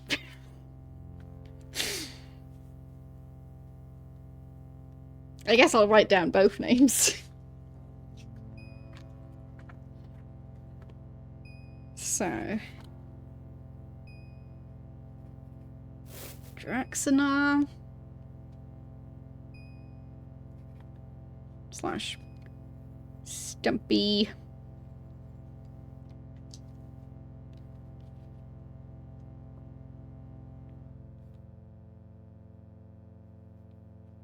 Okay.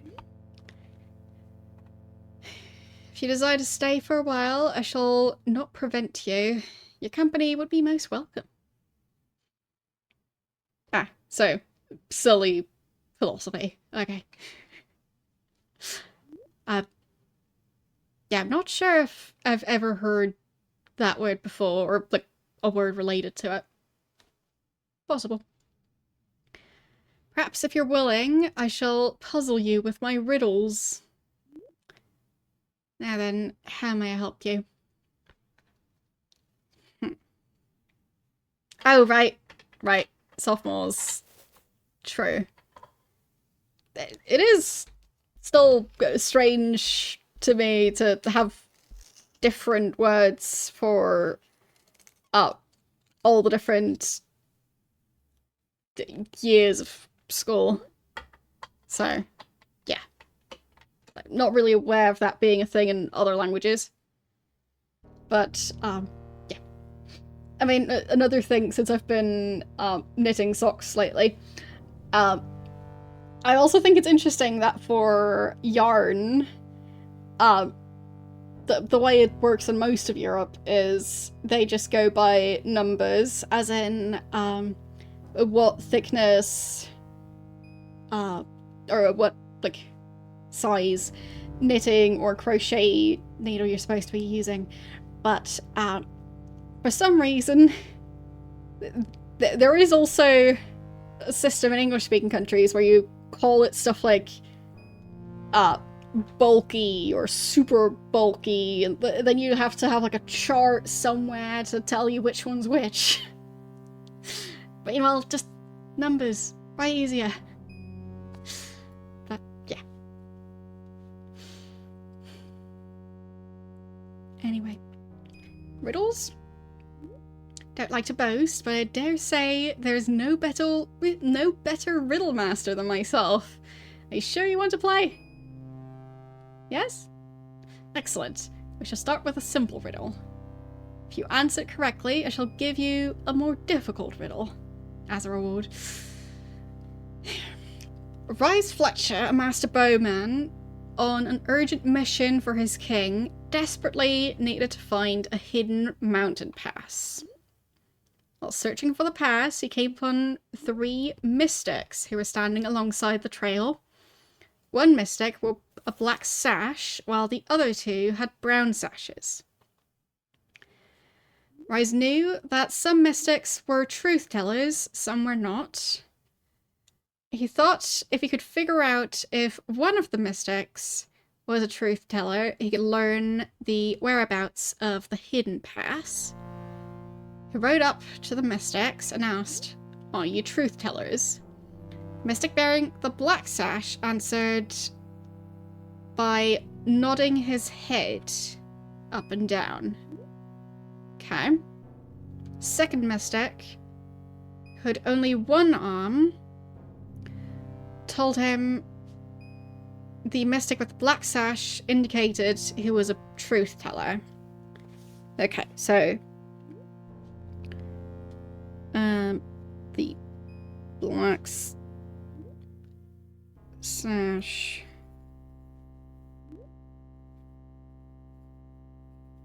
nodding up and down.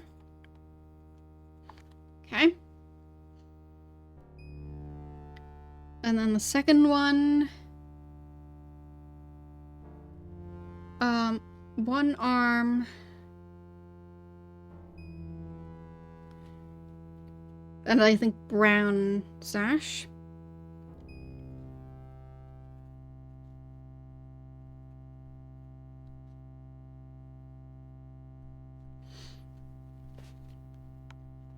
So, saying that the black sash mystic is indicating that, yes, he is a truth teller. Okay. Bundespräsident, Stichwort Wiederholungsverschiebung.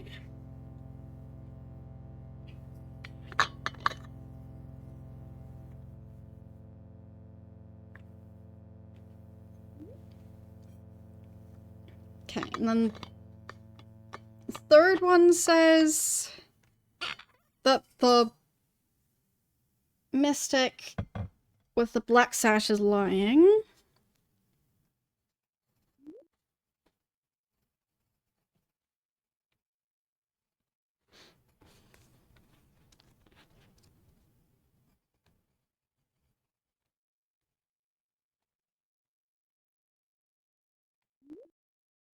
Okay. How many of these mystics were liars?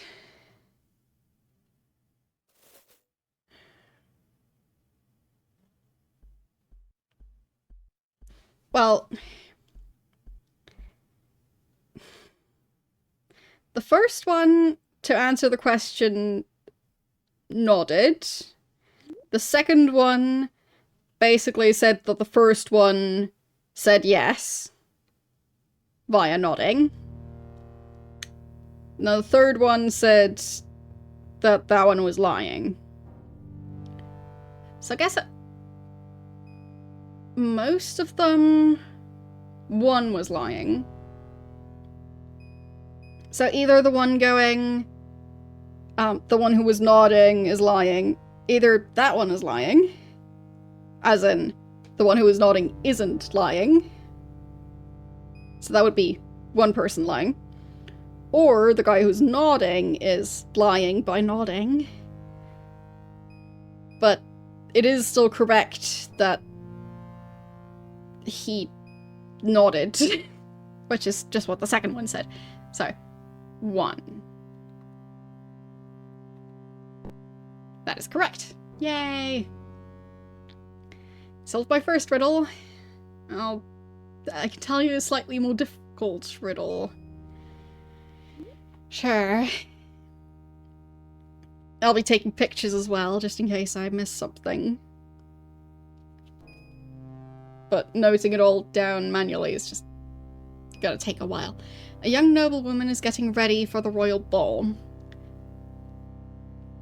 She has several types of earrings in her jewelry box. 2 made of gold, 3 made of silver, 4 made of copper.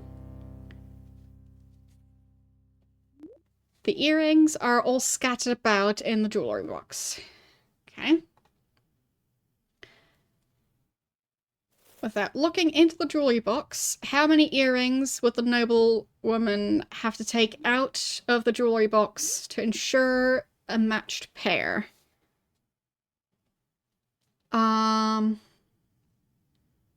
Okay, so we've got 2 gold, 3 silver, 4 copper. So she doesn't actually have 2 pairs of silver earrings, she has 3. Not 4. So I think we're talking about individual earrings, not about pairs of earrings.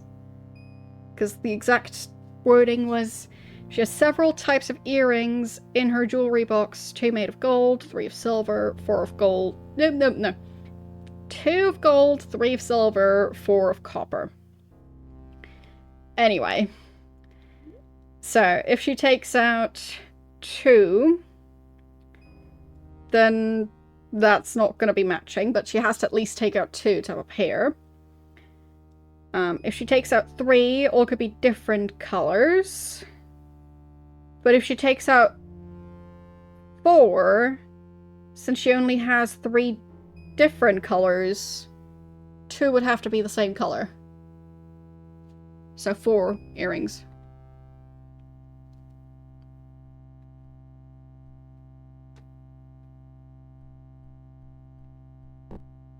I am correct. Of course I am. You solved my first 2 riddles. Do you want to hear another riddle? Sure. Okay. Not sure if this one's going to be an even higher difficulty level. My cousin Longtooth has claimed to have stumped over 100 creatures with his riddles. My aunt says he's blowing smoke and the number is probably less than 100. I say he has probably stumped at least 1 creature with his riddles. If only one of us correct, how many creatures has Longtooth stumped with his riddles? So it was... He says over 100. She says less than 100. And, well, the dragon I'm talking to says at least 1. So...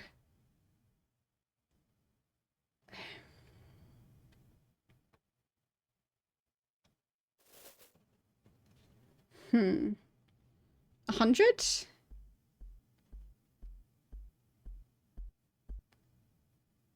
Well, technically he said over 100. But if only one of them is correct, like, at least 1... Wait. At least 1 would still mean that it's...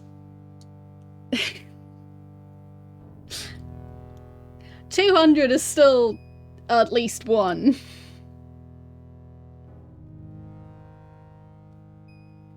So, at least one just means one or more.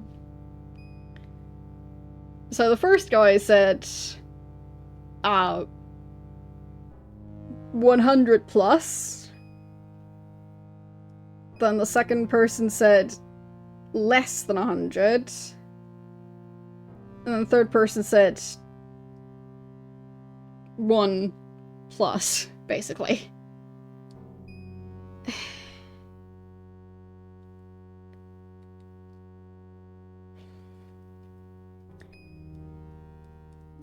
So, if only one of them is correct, like, let's say...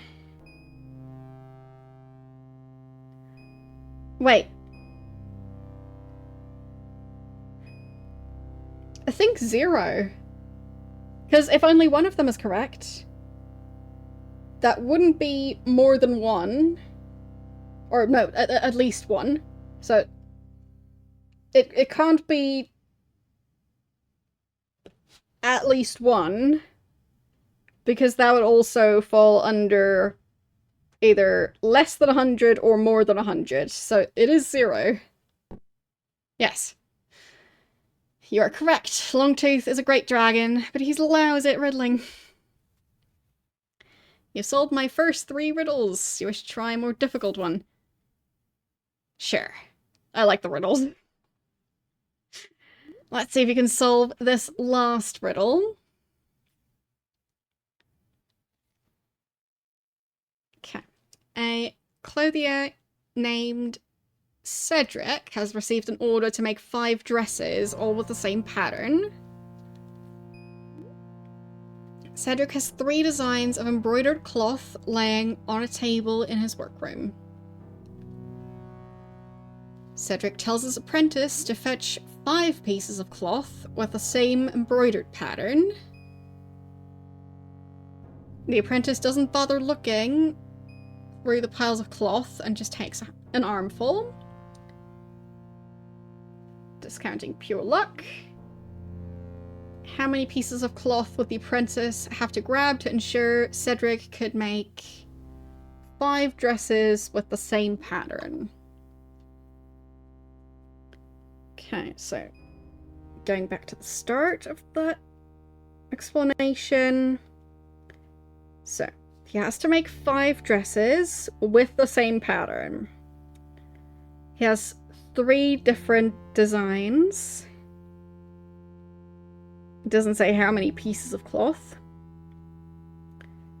So, 3 designs, and he needs 5 identical ones.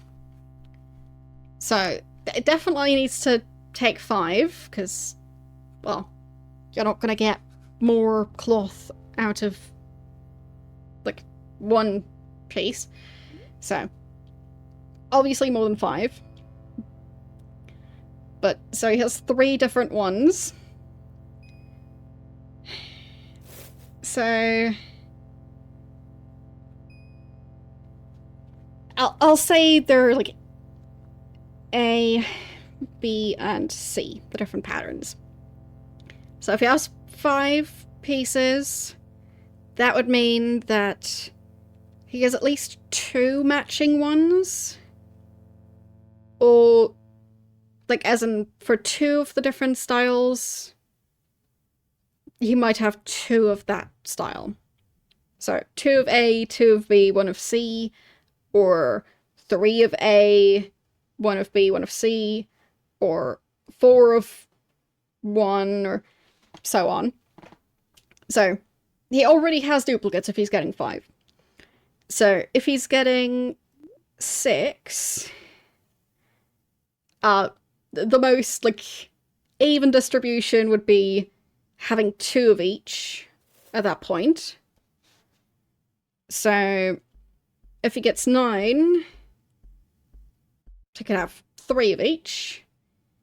If he gets 12, he could have 4 of each. So, if he gets 15, he would have, if it's completely even distributed, he would have 5 of each. So he doesn't have to have 5 of each though. So I believe 13. Because that way he'd have enough to have 4 of 2 of the patterns and 5 of the last one. So 13.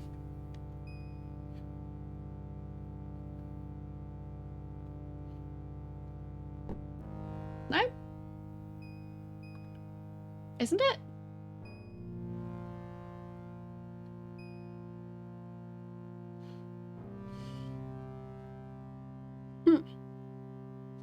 What did I get wrong? Let's see. So, it's about the lowest number that he would have to get. And he has to get at least 5 of the same pattern.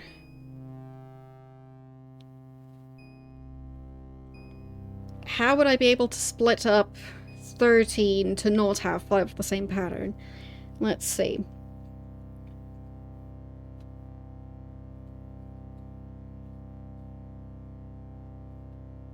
$10, $11, $12, $13. So, even if I distribute it completely evenly, he would have to have 5 of one of the patterns at that point. That's even if he has the worst of luck.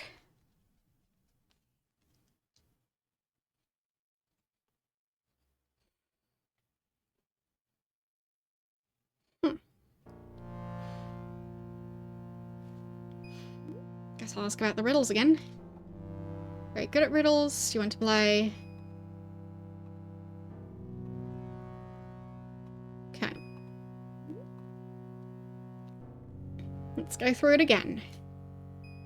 In order to make 5 dresses with the same pattern, he has 3 designs.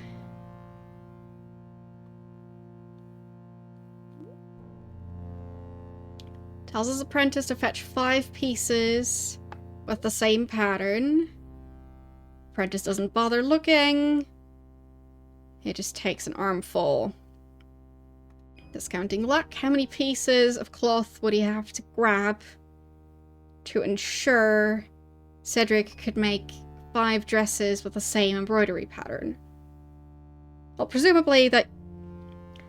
you need 1 piece of cloth for 1 dress. If he has 3 different patterns, and he doesn't specify how much of each pattern,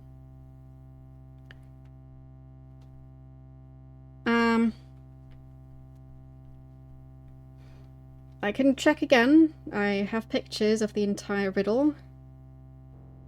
So, but maybe it's just wording. So 5 dresses with the same pattern. He has 3 designs of embroidered cloth laying on a table. Tells his apprentice to fetch 5 pieces of cloth with the same pattern. The apprentice doesn't bother looking through the piles of cloth, just takes an armful. Discounting pure luck. How many pieces of cloth would the apprentice have to grab to ensure Cedric could make 5 dresses with the same pattern? So.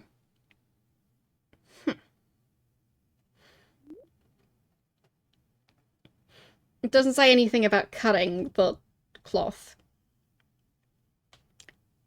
So. I still feel like 13 is the correct answer.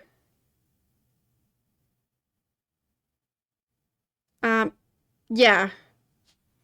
But it doesn't really say that they're all in super neat piles.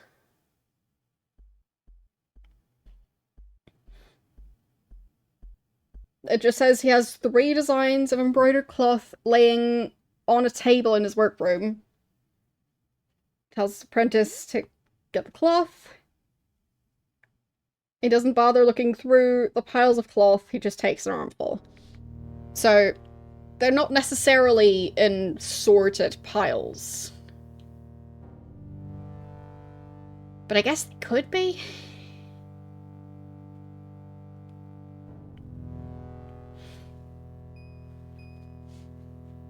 Yeah, exactly. The designs could be mixed up. It doesn't say they're sorted.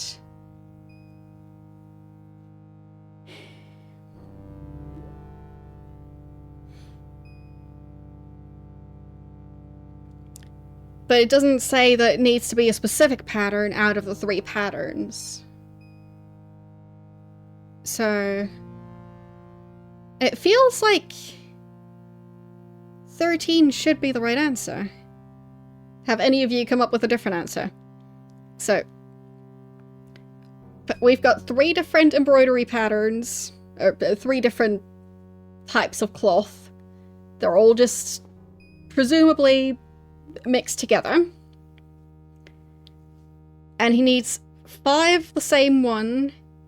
What's the least number he needs to grab to definitely have 5 of the same?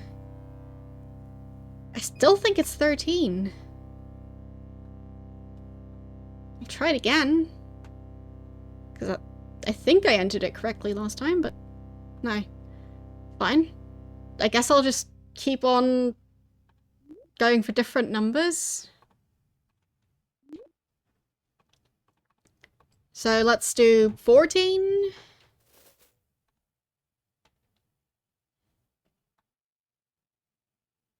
Or 15. Let's try 15. Because to me that seems like an easy mistake to make, because then you'd have... Well, they didn't say how many per dress. But the initial instruction was 5 pieces of cloth to make 5 dresses. But I'll double check.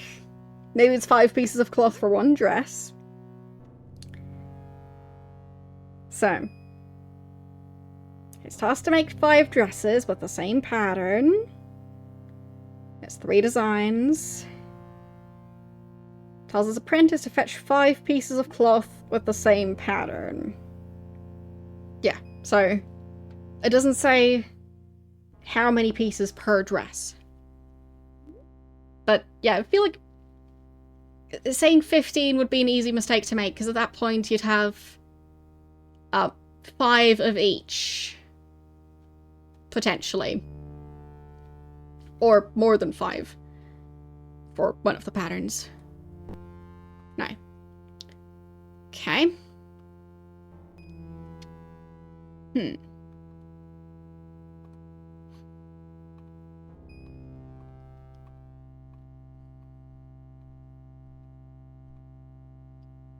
So... what could their logic have been for this?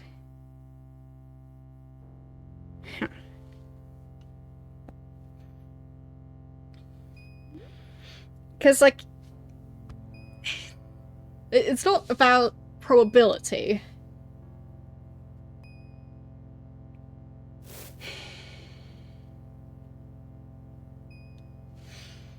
I'll hate the answer, okay?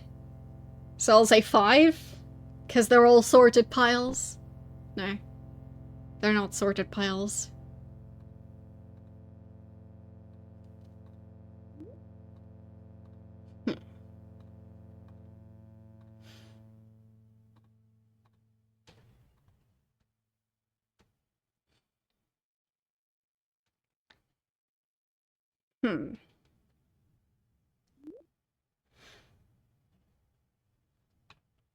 What's the highest number? 30. Okay. Odd. Yeah, maybe it's 1 and you just cut it into smaller pieces? No.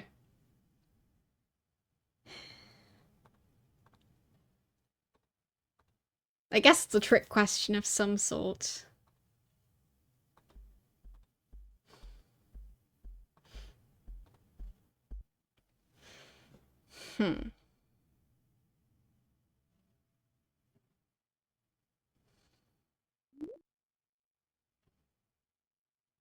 It's not 0. Because that doesn't make sense.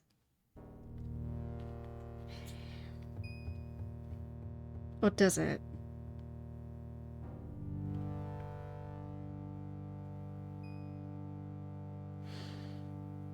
I mean, technically, if you want to be super precise about it, technically, the apprentice doesn't have to grab any of the pieces of cloth so Cedric can make the dresses. Cedric can go and get the cloth himself. So, the apprentice doesn't have to fetch it, he can go into his own workshop. So, for Cedric to be able to make the dresses, the apprentice doesn't have to carry any of it, technically.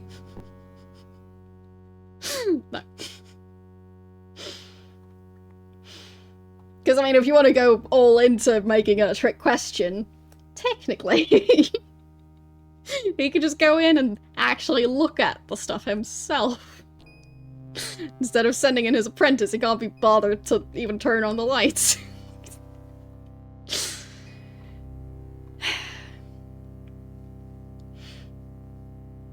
Yeah, I feel like it should be 13.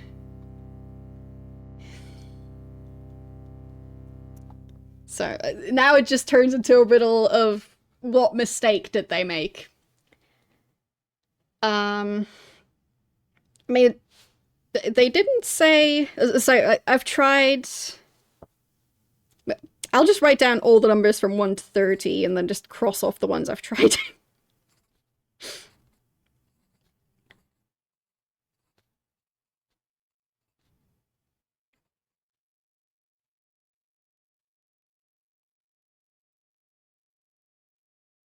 18, 19, 20. I'd assume they don't have it that wrong that they go for more than 20. So, I've tried 13, I've tried 15, I've tried 0 and 1, and I've tried 5. So, let's go for 14. That's in between some of the ones I've tried. Okay. Yeah, they counted wrong. So they say the answer is 14, at which point you potentially have 5 of the same for 2 different patterns. Yeah, it feels like they made a typo. Oh well.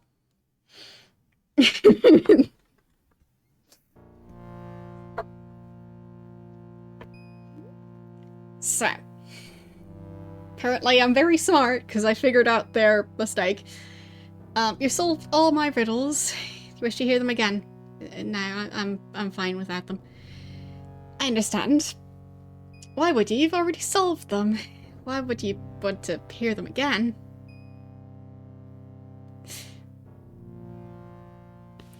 I'm gonna write down all the numbers. So the first one, the answer was 1. Second riddle, the answer was...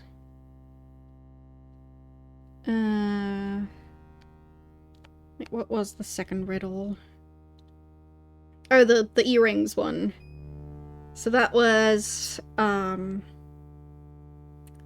different earrings and wanting 2 matching ones, so there was 4. Because there's only 3 different varieties, so as soon as you have 4, you have at least 2 matching ones. And then 0, and then 14. Because I have a feeling with him asking me if I want to hear the riddles again, maybe those answers are going to come in handy later. Like, maybe there's a number lock. I don't know. Information. What do you wish to know?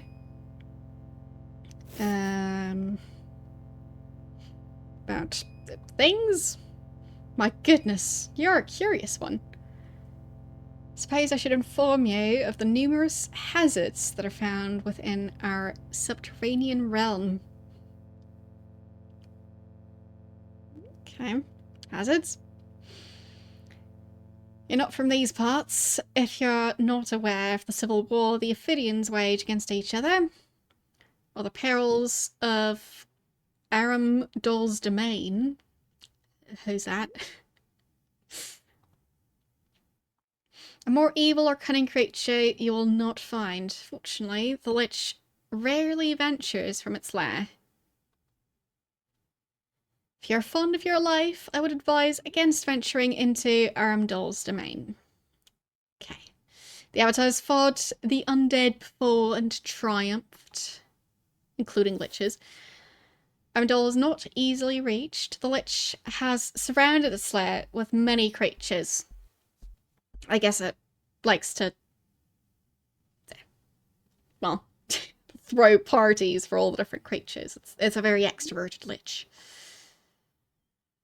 If I were you, I would avoid his domain, although I've heard the Lich possesses 2 fabulous treasures. Which are?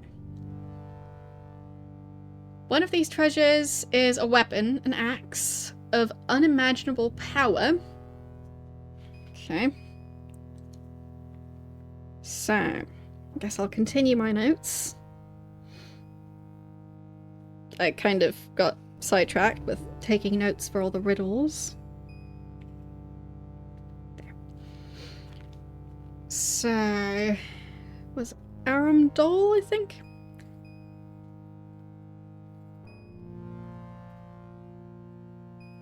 Who is a Lich, has 2 treasures.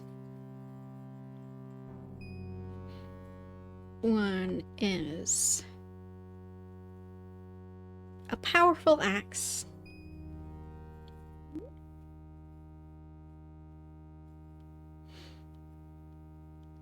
And the second is a pair of gauntlets that my brain is short-circuiting trying to say this word. Purportedly? I guess. Once belonged to some thief known as Karas the Quick. Okay. So, the other is a pair of gauntlets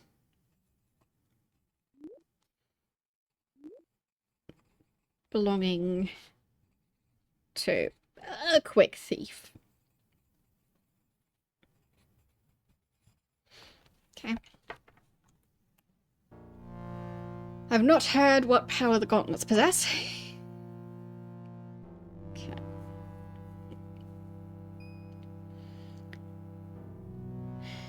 So... about his nickname? It's my nickname. Perhaps when I know you better, I shall tell you the reason I was given this nickname. Okay, so he doesn't know me well enough to tell me why he's called Stumpy. Fine. I guess I'm not his friend yet.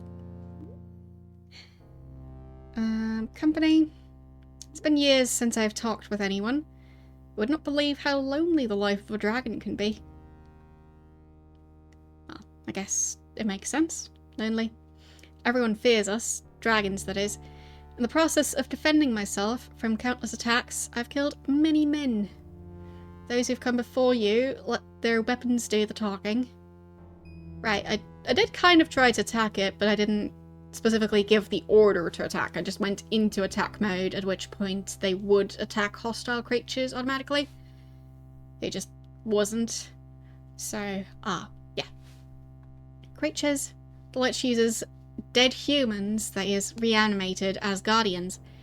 Well, so the Lich, which is also an undead kind of creature, is also a necromancer? Well, I guess a Lich is like an undead mage or something? I don't know what the official definition of a Lich is, but I think something like that. So, I guess the mage used to be a necromancer as well. Anyway, to reach Arundel, one must traverse a veritable gauntlet of undead creatures.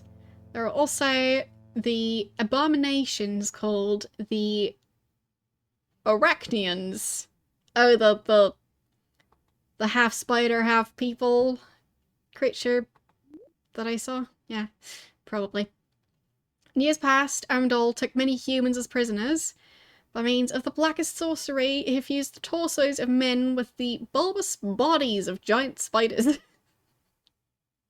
These creatures are fearsome fighters. They are cunning and evil. Pray to whatever gods you worship if you are caught by the Arachnians. They eat their prey alive. Well, I guess some spiders do. Well, I guess I'm not sure at which point the prey would die exactly. Because when they bite it, I think the venom in some cases paralyzes. But I'm not sure how long it would take to actually kill. Because it also kind of liquefies them from the inside, kind of, I think. I guess I should look into that more. Anyway, by the virtues, such foul creatures should be exterminated. Speak for yourself. Okay. People? People. You realise, I hope, that not every sentient creature likes to be characterised in human terminology. I guess that makes sense. You're an insufferable worm. Well, someone has a bit of a temper. To answer your question, I know or have heard of many people. Who in particular were you interested in?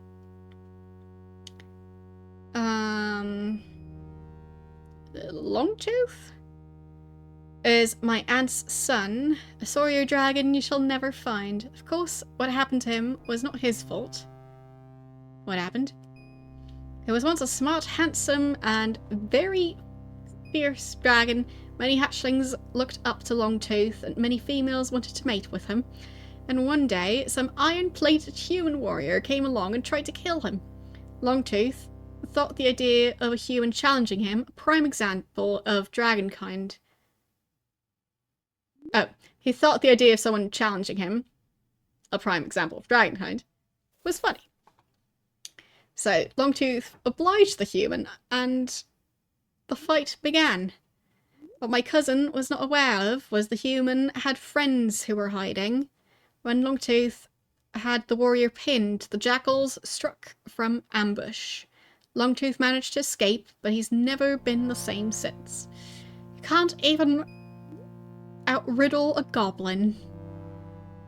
Well, poor Longtooth. Fiend? Heard a tale about a mad human who's known as the Fiend. Apparently he's very dangerous. Doesn't it strike you as odd that the most evil creatures in these caverns are humans? No. Arundel? A more evil or cunning creature you will not find. Fortunately, the Lich rarely ventures from its lair. If you are fond of your life, I would advise against venturing into his domain. It's not easily reached. The Lich has surrounded his lair with many creatures. If I were you, avoid him, but he possesses treasures. Yeah, I've already heard that. Ophidians. Yes, I've heard of these people, and I don't particularly care for them. Okay. Don't care for them. They are the ill-mannered humans who built the large keep not far from this cavern. Only a few of them are left in that keep, however. Keep. The Ophidians call their keep Serpent's Fang. I don't really know much about the place, except the commander of the few humans that are left is not human. Frankly, I don't care to know much about that place. As long as those humans stay out of my domain, I shall reciprocate by not trespassing upon theirs. Fair. Not human. Snake Commander is some sort of magical construct. I believe the Ophidians call these creatures automatons. True. Dare say it is probably an improvement. Now see here, there's no cause to be insulting. Automatons. Heard these constructs are absolutely obedient to their Ophidian masters. That they never tire. And that I don't need food. Ill-mannered? Before the Ophidians came to these caverns, there existed a natural balance amongst the creatures that lived here. It was conflict, to be sure, but there existed a rhythm to life. There was space and food enough for everyone. The Ophidians' arrival disrupted the balance. They forced many creatures from their homes. And now they wage war amongst themselves. Truly, I think I shall never understand humans. Civil War. These snake lovers took up arms against one another. They've taken to slaughtering one another as easily as a hatchling takes to breathing fire. They've been fighting for at least a year, I think. I think it's been longer than that. Snake lovers. As I've said, I know little of your human rituals, but I do know the Ophidians worship snakes. Now that I think of it, I remember hearing that they worship the forces of order and chaos. About in the form of snakes. Yeah. Order and chaos. Silly philosophy, if you ask me. They believe in their doctrine so well that they have taken up arms against one another. Can't say why humans do the things you do. You are peculiar creatures with odd customs and strange rituals. All I know is these Ophidians starting slaughtering each other about 1 year ago. Okay. I mean, to be fair, humans are a bit weird at times. Like, celebrating the Earth finishing its journey around the sun by blowing things up and leaving a bunch of trash all around. It sure is a way to celebrate, I guess.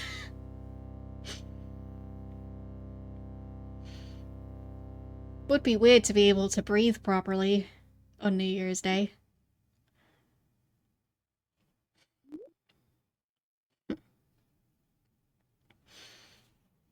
Yeah, like over here, I remember one year it was not foggy before the fireworks started, but once the fireworks started, it was some of the densest fog I've ever seen, and that's because of all the, well, particles that ended up in the air from all the smoke. That kind of makes the fog worse, because it gives the water, the humidity, a way to, well, form droplets like fog. So, yeah. Yeah, it's kind of smog, but it was a combination of smoke and, well, that causing fog. So, if that's what smog actually is, I don't know. But it was actually, like, at ground level. So, I've just never seen it in that sense before, but it was pretty extreme that one year. So, yeah. It just really gives the water something to cling on to, and yeah.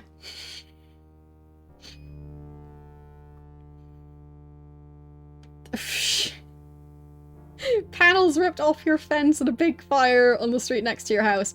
Yeah, over here, it is a New Year's tradition to have bonfires. Sometimes in the middle of the street. It's weird. Yeah. So, not a tradition I would choose.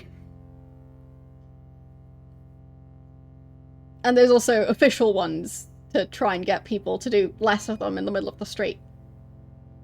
But as far as I know, there's also been rivalry between like different towns and stuff to have the bigger bonfire. And yeah. I think at some point they had issues because they stacked it so high that the wind blew stuff and started a big fire. I heard about it once. Either way, it's a lot. Good thing it's a very humid country, and well, New Year's happens to be in the cold season here, so I guess in a way it's good that this country tends to have a whole lot of rain always, because otherwise the fire would be an even bigger problem. So, yeah. Yeah, rain is good, especially when it makes everything soggy, and including like dry old leaves. They just turn into soggy dead leaves, which doesn't end up on fire quite as easily. So, what else have I asked about? I have asked about the Civil War. I can ask about the help. No, that I don't look like it, but I am several centuries old. Although I've lived in this area a mere dozen decades, I've managed to learn quite a few things. Fine. So that's just, well, not really helping me much with this. Places. I guess the maze. The Ophidians built other structures within these caverns besides the keep. One of the structures is a maze. I've not been there, but I've heard that it is extremely difficult. Don't mean any offense to you, but I think any maze devised by the mind of man could easily be solved by any sensible dragon. Of course. Especially a sensible dragon who maybe has some issues understanding math based on that last riddle. So,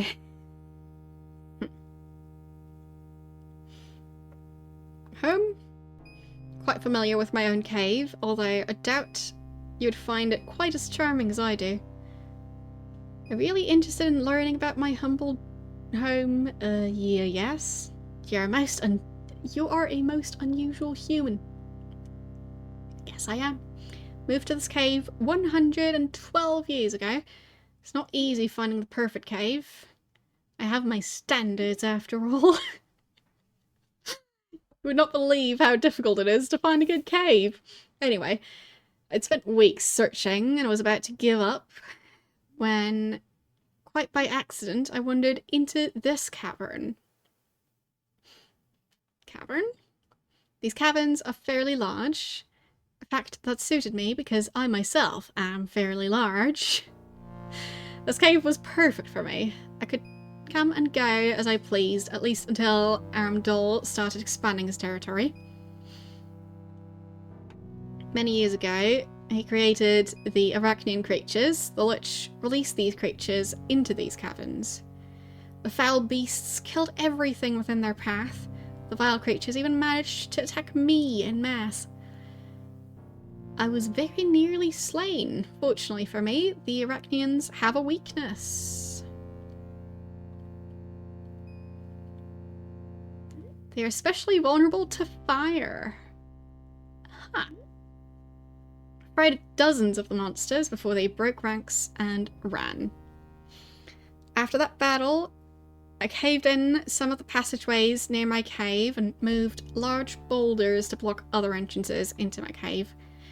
The tactics seems to have worked because I've had little trouble from the creatures since I've erected the barriers.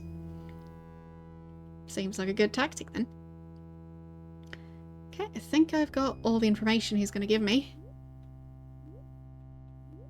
Nice cave.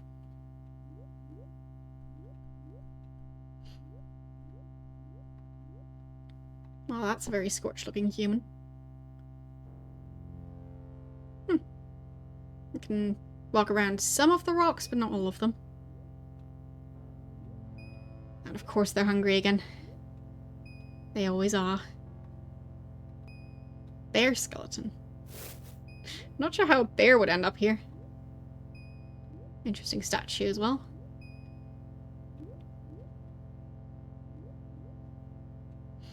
But I guess for the most part this was just about getting information. I did get a fair bit of it. So that's blocked off. Can I go around that pile? I don't think I can. And I'm in combat mode for some reason. Or, well, not in combat mode, but there's combat music playing. Alright, seems like a good time to save.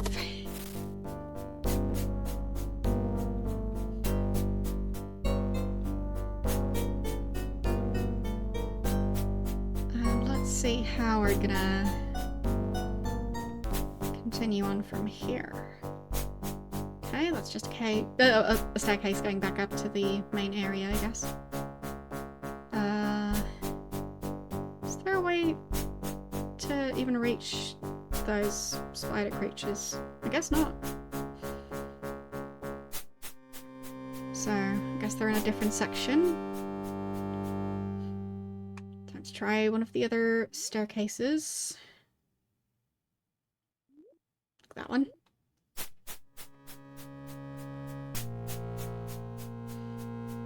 Okay. Oh, there goes my light source.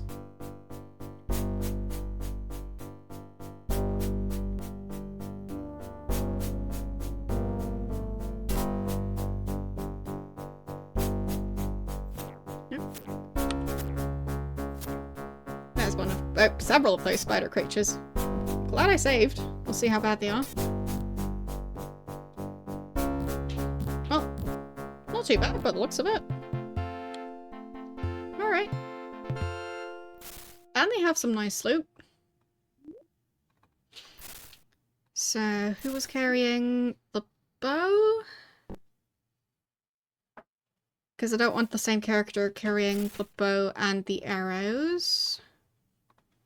Because I don't want them using up all the fancy arrows. So I think he might be carrying the bow. And he's got the arrow collection. So, magic arrows. Normal arrows. There. Oh, what bow is that? Just a normal one. Okay. Doesn't seem like it's worth taking then.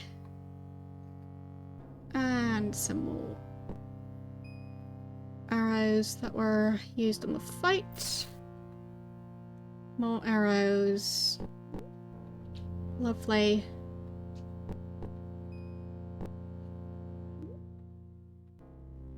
I think there was another one. There. So, gonna put those away. There. Oh, too heavy. Starting to carry too many arrows, I guess.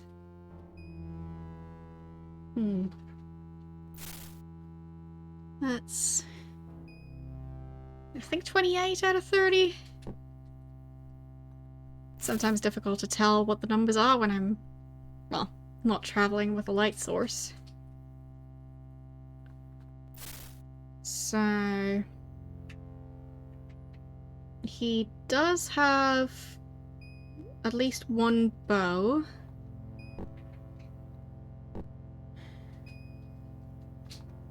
I guess new guy can probably carry some arrows as well. I don't think he has a bow. So he can just have those for now.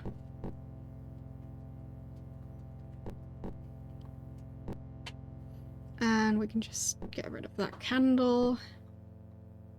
There we go. Much better. Brambles. The corpse. Not carrying anything though. More remains. Everyone on our side is still alive, so... Really wasn't that bad of a fight.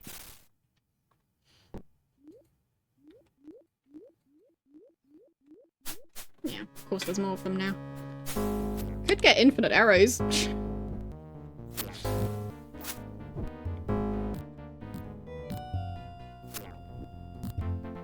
As long as my characters aren't actually killed. He's just taking a nap. Yes. Not tagged as a corpse, so he's fine.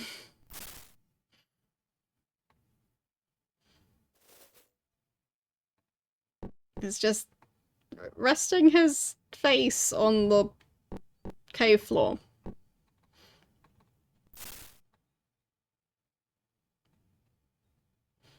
As you do.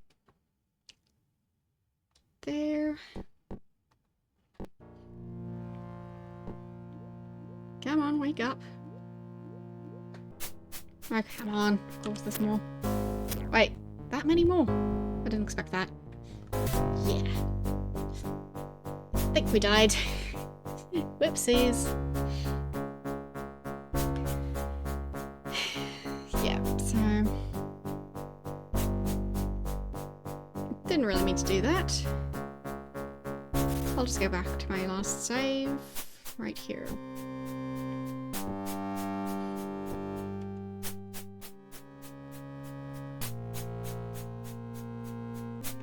Okay.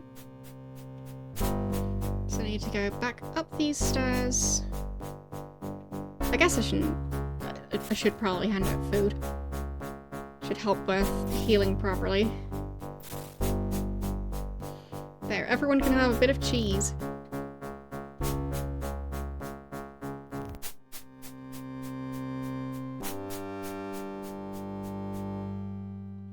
Not sure if it's just windy or people are setting off fireworks again.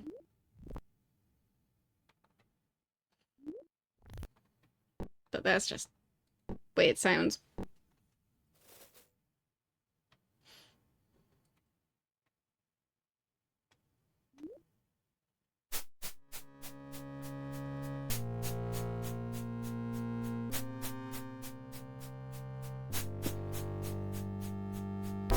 Yeah, true. Death does kind of solve the hunger issue.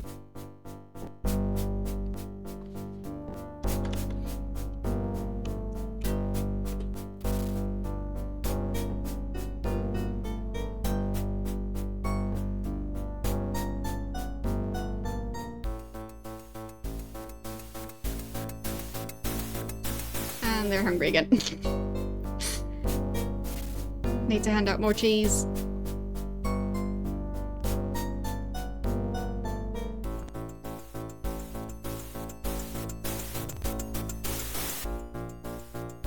There. Not sure if I skipped him or not.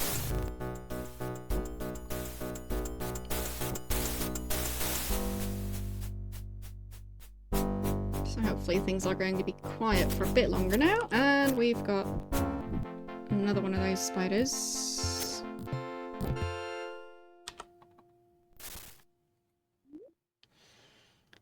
Right. So...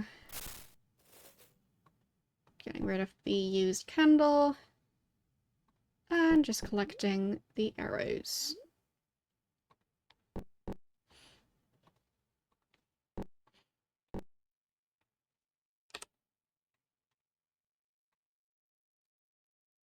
Okay. Doesn't have a drawer or anything in that table, so just a very standard table and another one apparently.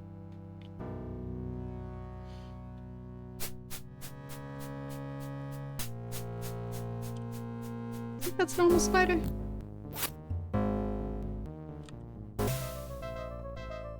Right.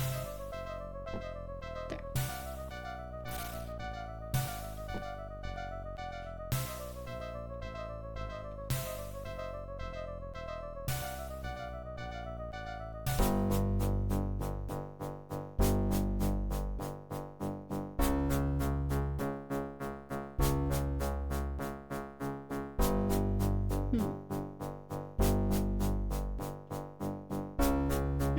them, of course.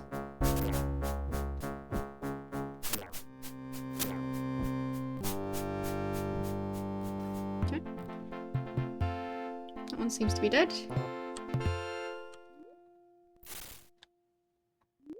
There, you can carry those. And those. And here's the other one.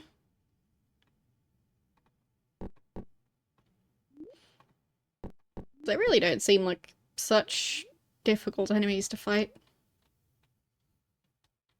I mean, they're not the easiest ones, but... Oh.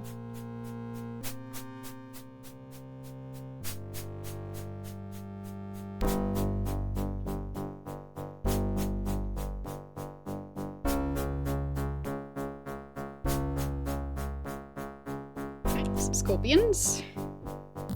Let's get them. Well, that was fast. And everyone's doing just fine.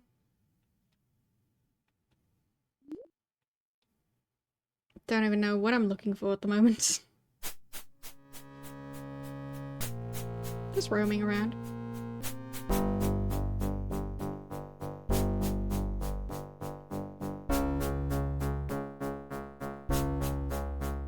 Little spiders. And dead ends.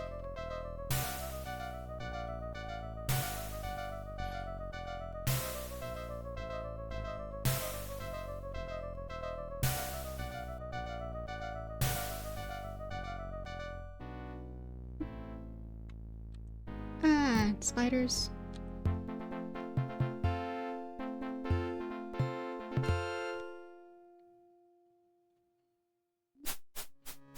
And more scorpions.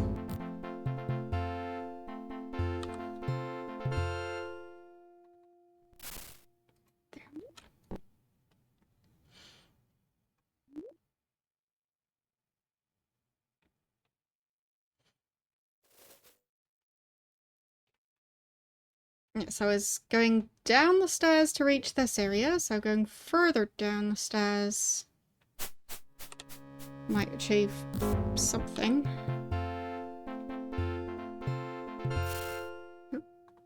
What's that? Gold coins and some lockpicks. No, none of those. I've played Dungeon Keeper.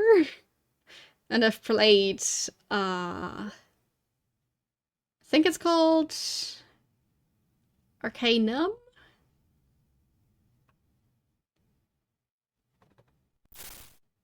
But...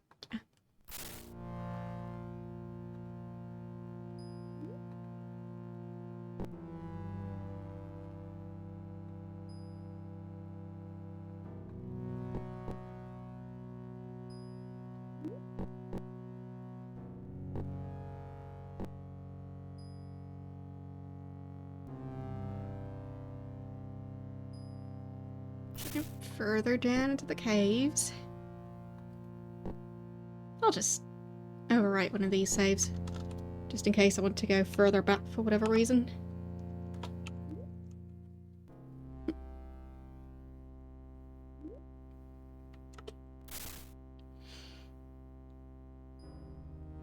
What's the problem with your PlayStation?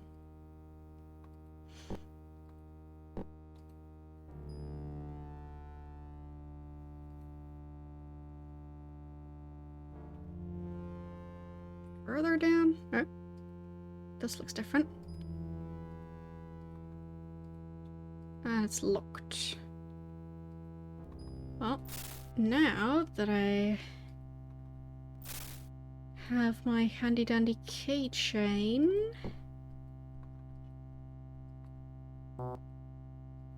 Wait, what?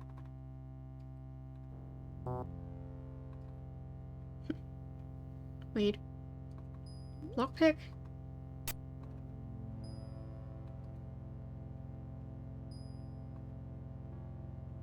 Feels like a weird response to me using the key. Oh, fine, we don't have that key. Alright. That explains it.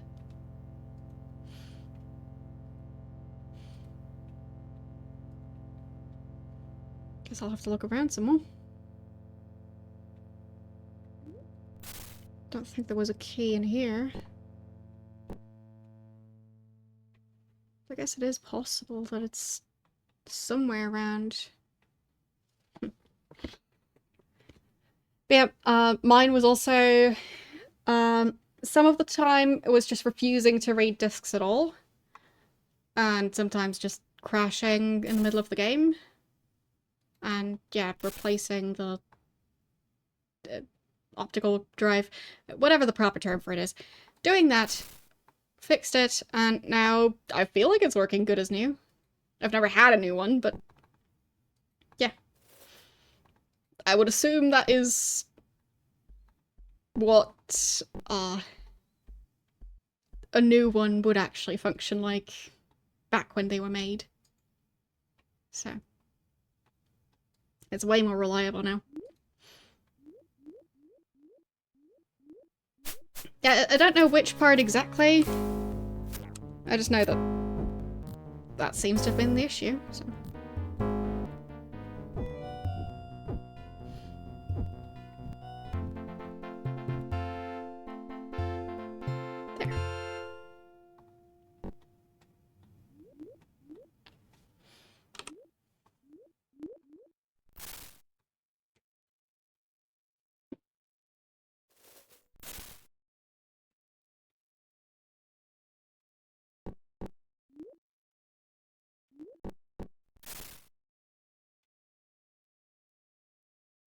There.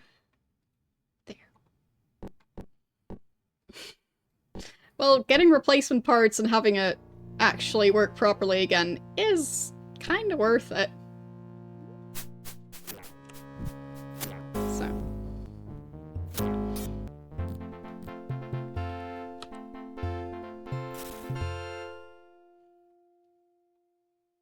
And depending on where you're getting the replacement parts, they're not even that expensive. So. Like, for example, if a local company repairs, well, old consoles, then they might also have the parts for sale.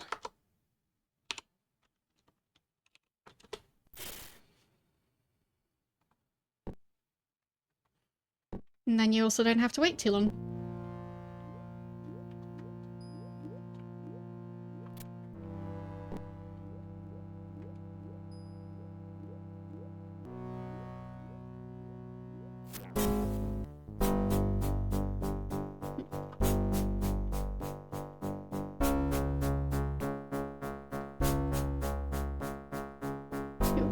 That's different.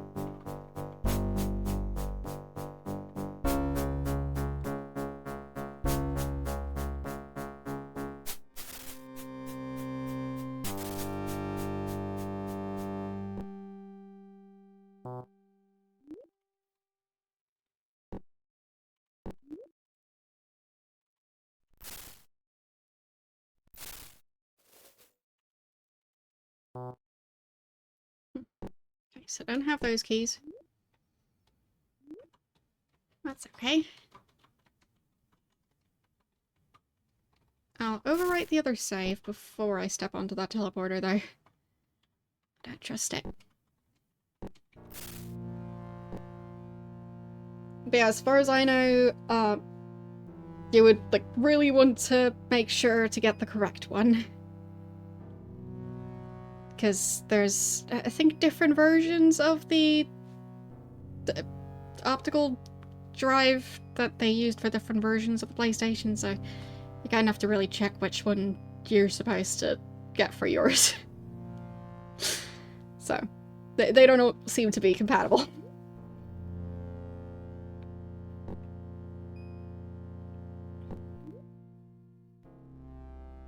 But I'm not an expert on this, just from what I understand, they're not compatible between different versions of the PlayStation. And I'm not sure how frequently they change them. So. Would be a shame to order the wrong one.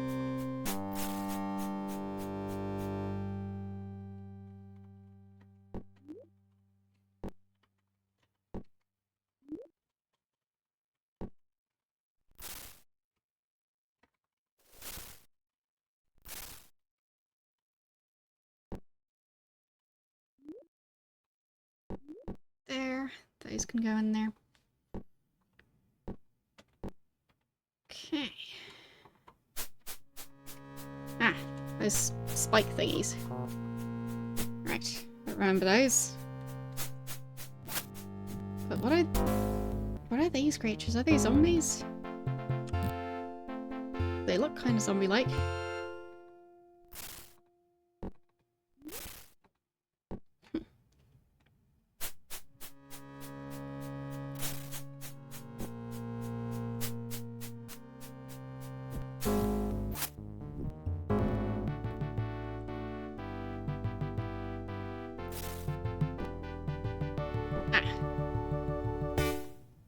YOLO decided that that was his time to take a nap. I'll just restore. It's not that long, so there.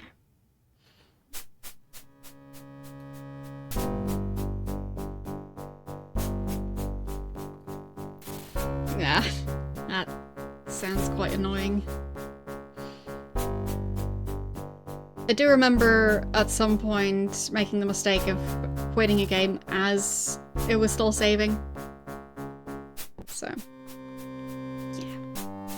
But then there's games like, I think it was mainly Sims 3, where a lot of the issues I had were that the game was crashing while it was saving, and that it wasn't able to save properly.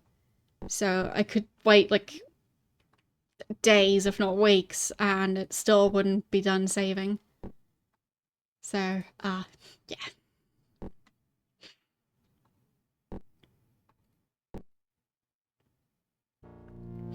Yeah. Especially if it does it quite frequently. Which was definitely an issue I was dealing with. Like, if I was playing for several hours at a time, it would quite reliably crash while saving. Especially if it's an older save. So, yeah. Wouldn't recommend that. Oh, found a key.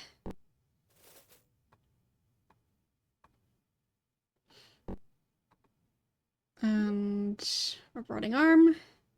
Torch.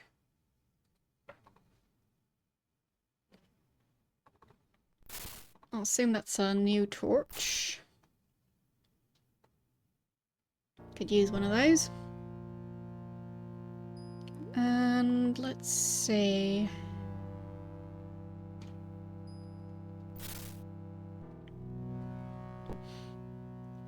But yeah, it would get worse and worse the longer I was playing the game for on a specific save. So, the more progress you make, the less you can save your progress.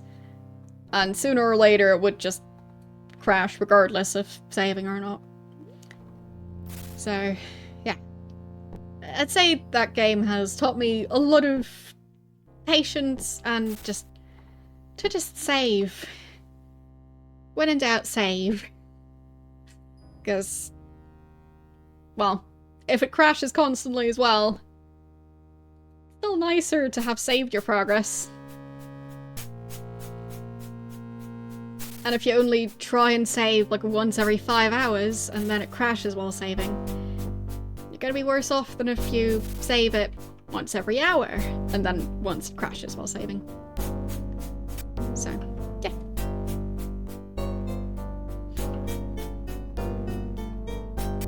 So it did teach me stuff.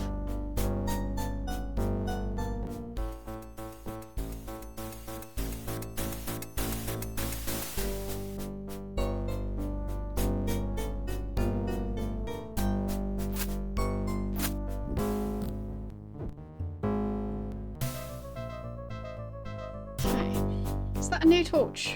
Are they just dropping fresh torches? I guess maybe. Okay. I'll take that torch. And let's hand out some more food. Because everyone's constantly complaining. How dare they be hungry? Didn't they have enough cheese earlier?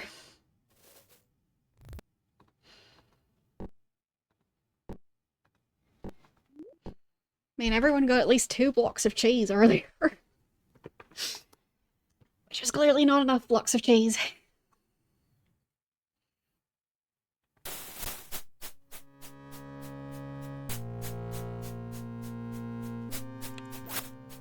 Okay, more zombies. Everyone still alive? Looks like it. But I don't think any of them are carrying something useful. So, oh well.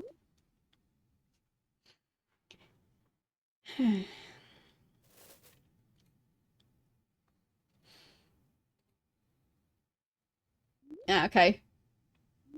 Well, I guess if you maybe just, like, forgot to connect something, then that would be a very easy fix.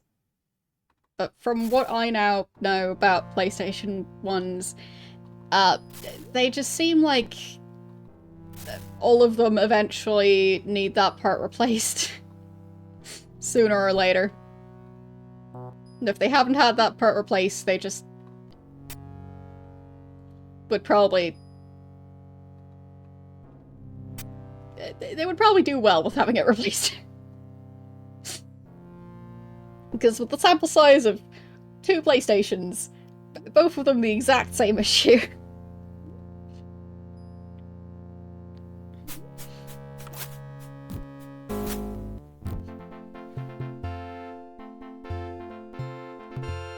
And he died. Of course he did. Ugh.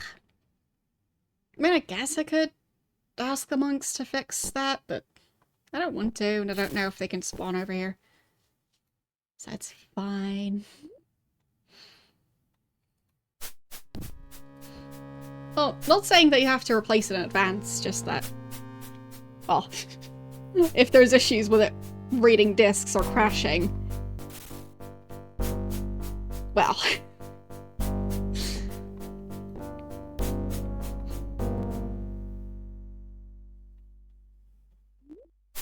It just seems like the odds are pretty high that it'll need a replacement. Who's... Oh! Right, that guy. He got disassembled. Whoopsies. I guess I should give them more time to heal.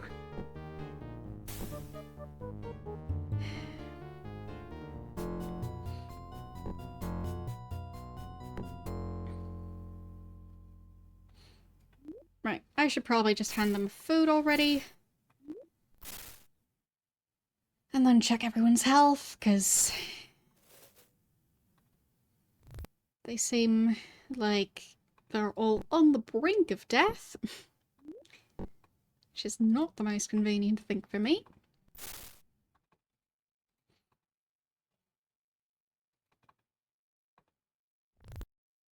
There. Trying to aim at YOLO without clicking on any of the other ones. There. Not sure if that was everyone. Maybe, maybe not. No, he's still hungry.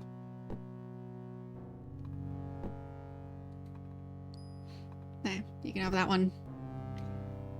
So... Health check. Well, 4 hit points left. That's not a lot. 1 hit point left. I think they should maybe stand here for a while. 13 hit points. He's doing fine compared to the other ones. What about you? 1 hit point. That's not great. And YOLO has 1 hit point. Yeah. They're kind of mostly dead. So. Probably best to... I guess save again now that they've all had food. And then see if I can explore this area without too many issues. Probably not. Yeah, I think the other ones have respawned now. Yep, they did. Which is not ideal. But as long as nobody died in that fight, alright.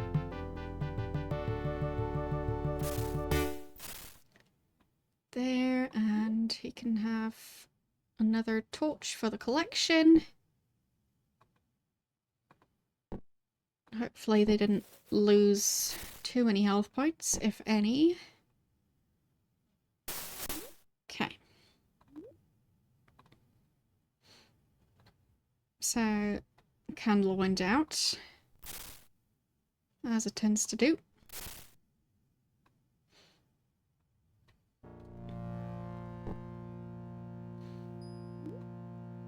Ah, he's carrying some of the arrows in that spot.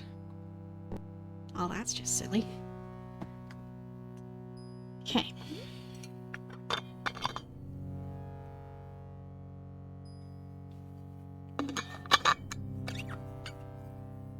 So I should probably look at the different spells I've got to see if I have a decent healing spell. I have the one healing spell here, second circle. It's probably a better one. I just don't have it yet. So I should eventually try and get a better healing spell. I'll need to figure out what the supplies are that I need, so the ingredients for casting the spell. And hopefully that'll be worth doing. But for now I do have the bandages and stuff. Could use those. So, which color potion was the healing potion? I remember I took a picture of the potion book that said that. There. So, red is cure, yellow is healing. I do have a fair number of the yellow potions. But I guess I can use up the bandages first.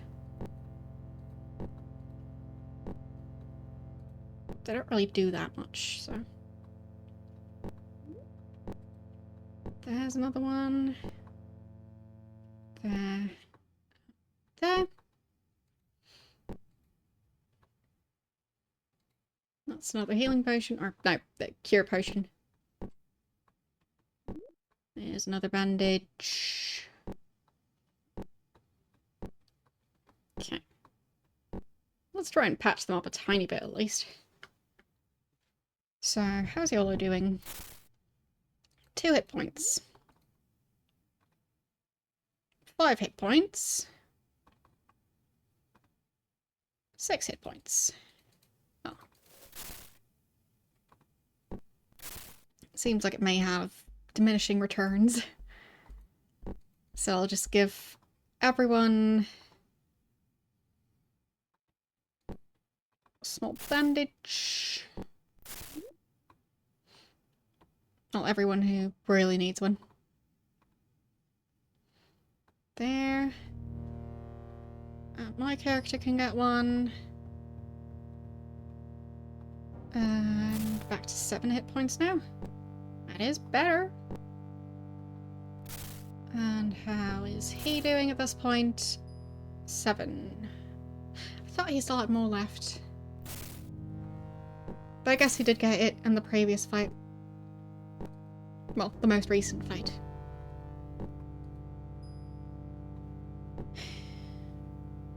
Okay. I'll just keep the last bandage. But slowly making room for better healing items at least. And maybe they also increase the speed at which they continue healing? I don't know.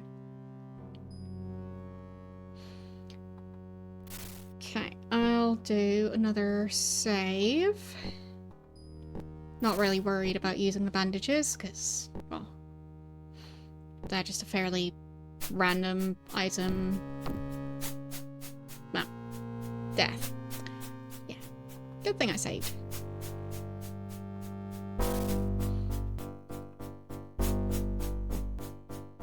Figured that would happen. Whoops. Load. Okay. So, if I tap out of the game, is time going to continue passing? Not sure. Because I could read the spell book and stuff while they heal. So, I think my character had 7 health points. Okay. So I'll just check back in like a minute or so. See if that has changed. And in the meantime, I go and look at the game manual. So, manuals, I think. There and there. That should be the correct manual. Beyond the Serpent pillars. Yeah, so that has all the different spells in there. First Age of Darkness, Second Age of Darkness, Third, Further Ages, Ophidian History, Runic, Ophidian, and Druidic. Different spells, Guide for Travelers, Mystic Arts. So much going on as always. So,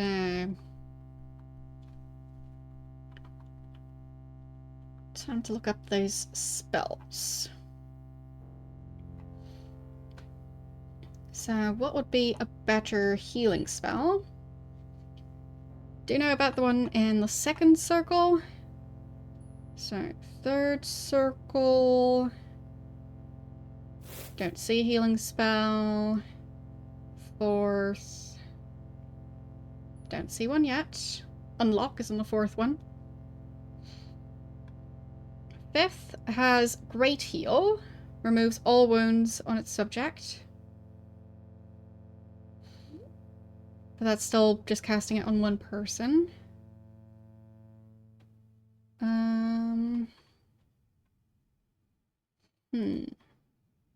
Restoration. Definitive healing spell affecting all members of the caster's group. Any harmful effects, whether from poisons, wounds, or curses, are eradicated by restoration. As long as the subjects are alive. So that's 7th circle. Okay. Is there a resurrection spell? Not sure there is.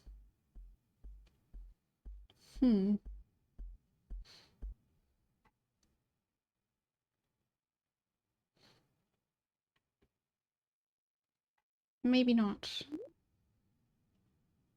Oh well. But knowing that there is a heal everyone all at once spell, yeah, I'll probably be working up to try and get that one. Okay, have I healed in the meantime? Yes, I have. Good. So now I know that if I have to wait to have my characters heal, I can just look at the PDF and have time pass in-game.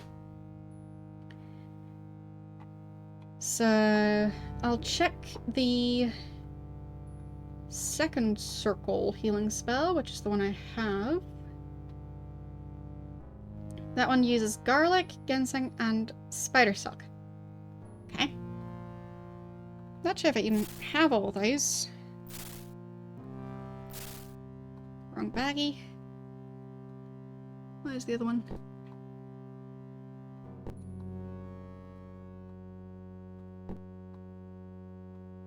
supposed to be another bag in here.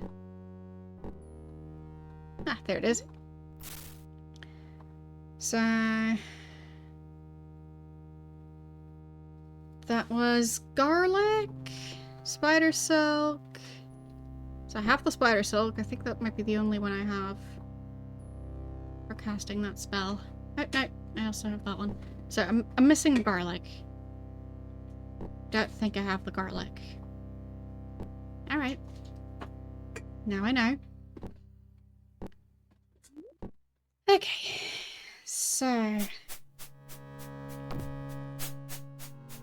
whoops. Kind of forgot about all the fire. It's just a very tricky corridor. And that is just stairs down. Alright.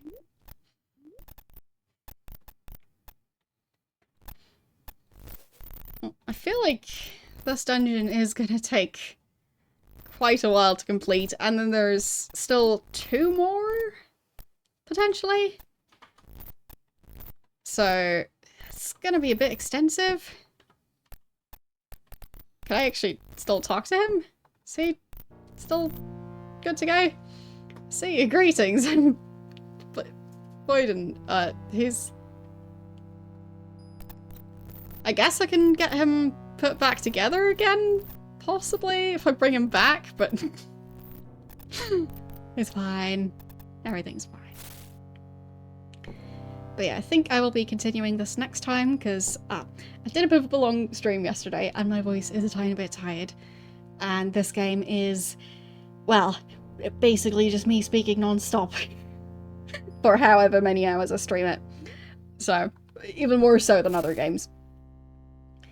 So, yeah, I think we'll just be continuing from here next time. And yeah, we'll see if I just end up going back to the main quest or if I'll continue on the expansion quest. So, yeah, we'll find out. And potentially going to start out the stream next time by reading some of the manual, because, well, they clearly need some healing. So, that's that. Let's see who's actually live right now. Because I feel like there might not be as many people streaming today as there were yesterday. Let's see, how many people are awake at the moment? I feel like New Year's Day is just such a typical day where there's just nothing going on. And for me, it's always a day that's kind of boring. Because there's so many events leading up to it, and then everyone's just, I guess, supposed to be sleeping for 24 hours straight. But, yeah, it's not how it works for me. So, that's that. Okay. I guess Jagged Alliance looks kinda vaguely related to Ultima. I haven't played it, but I am intrigued, and it's also like a... well, it looks very DOS, from what I can tell. Or it's like top-down, and the user interface looks similar. So, I guess let's go learn more about Jagged Alliance. And, yeah. I'll be seeing you guys tomorrow, where I'll be playing more of the first Mass Effect game. The original version of the game, not the remaster, fancier graphics version.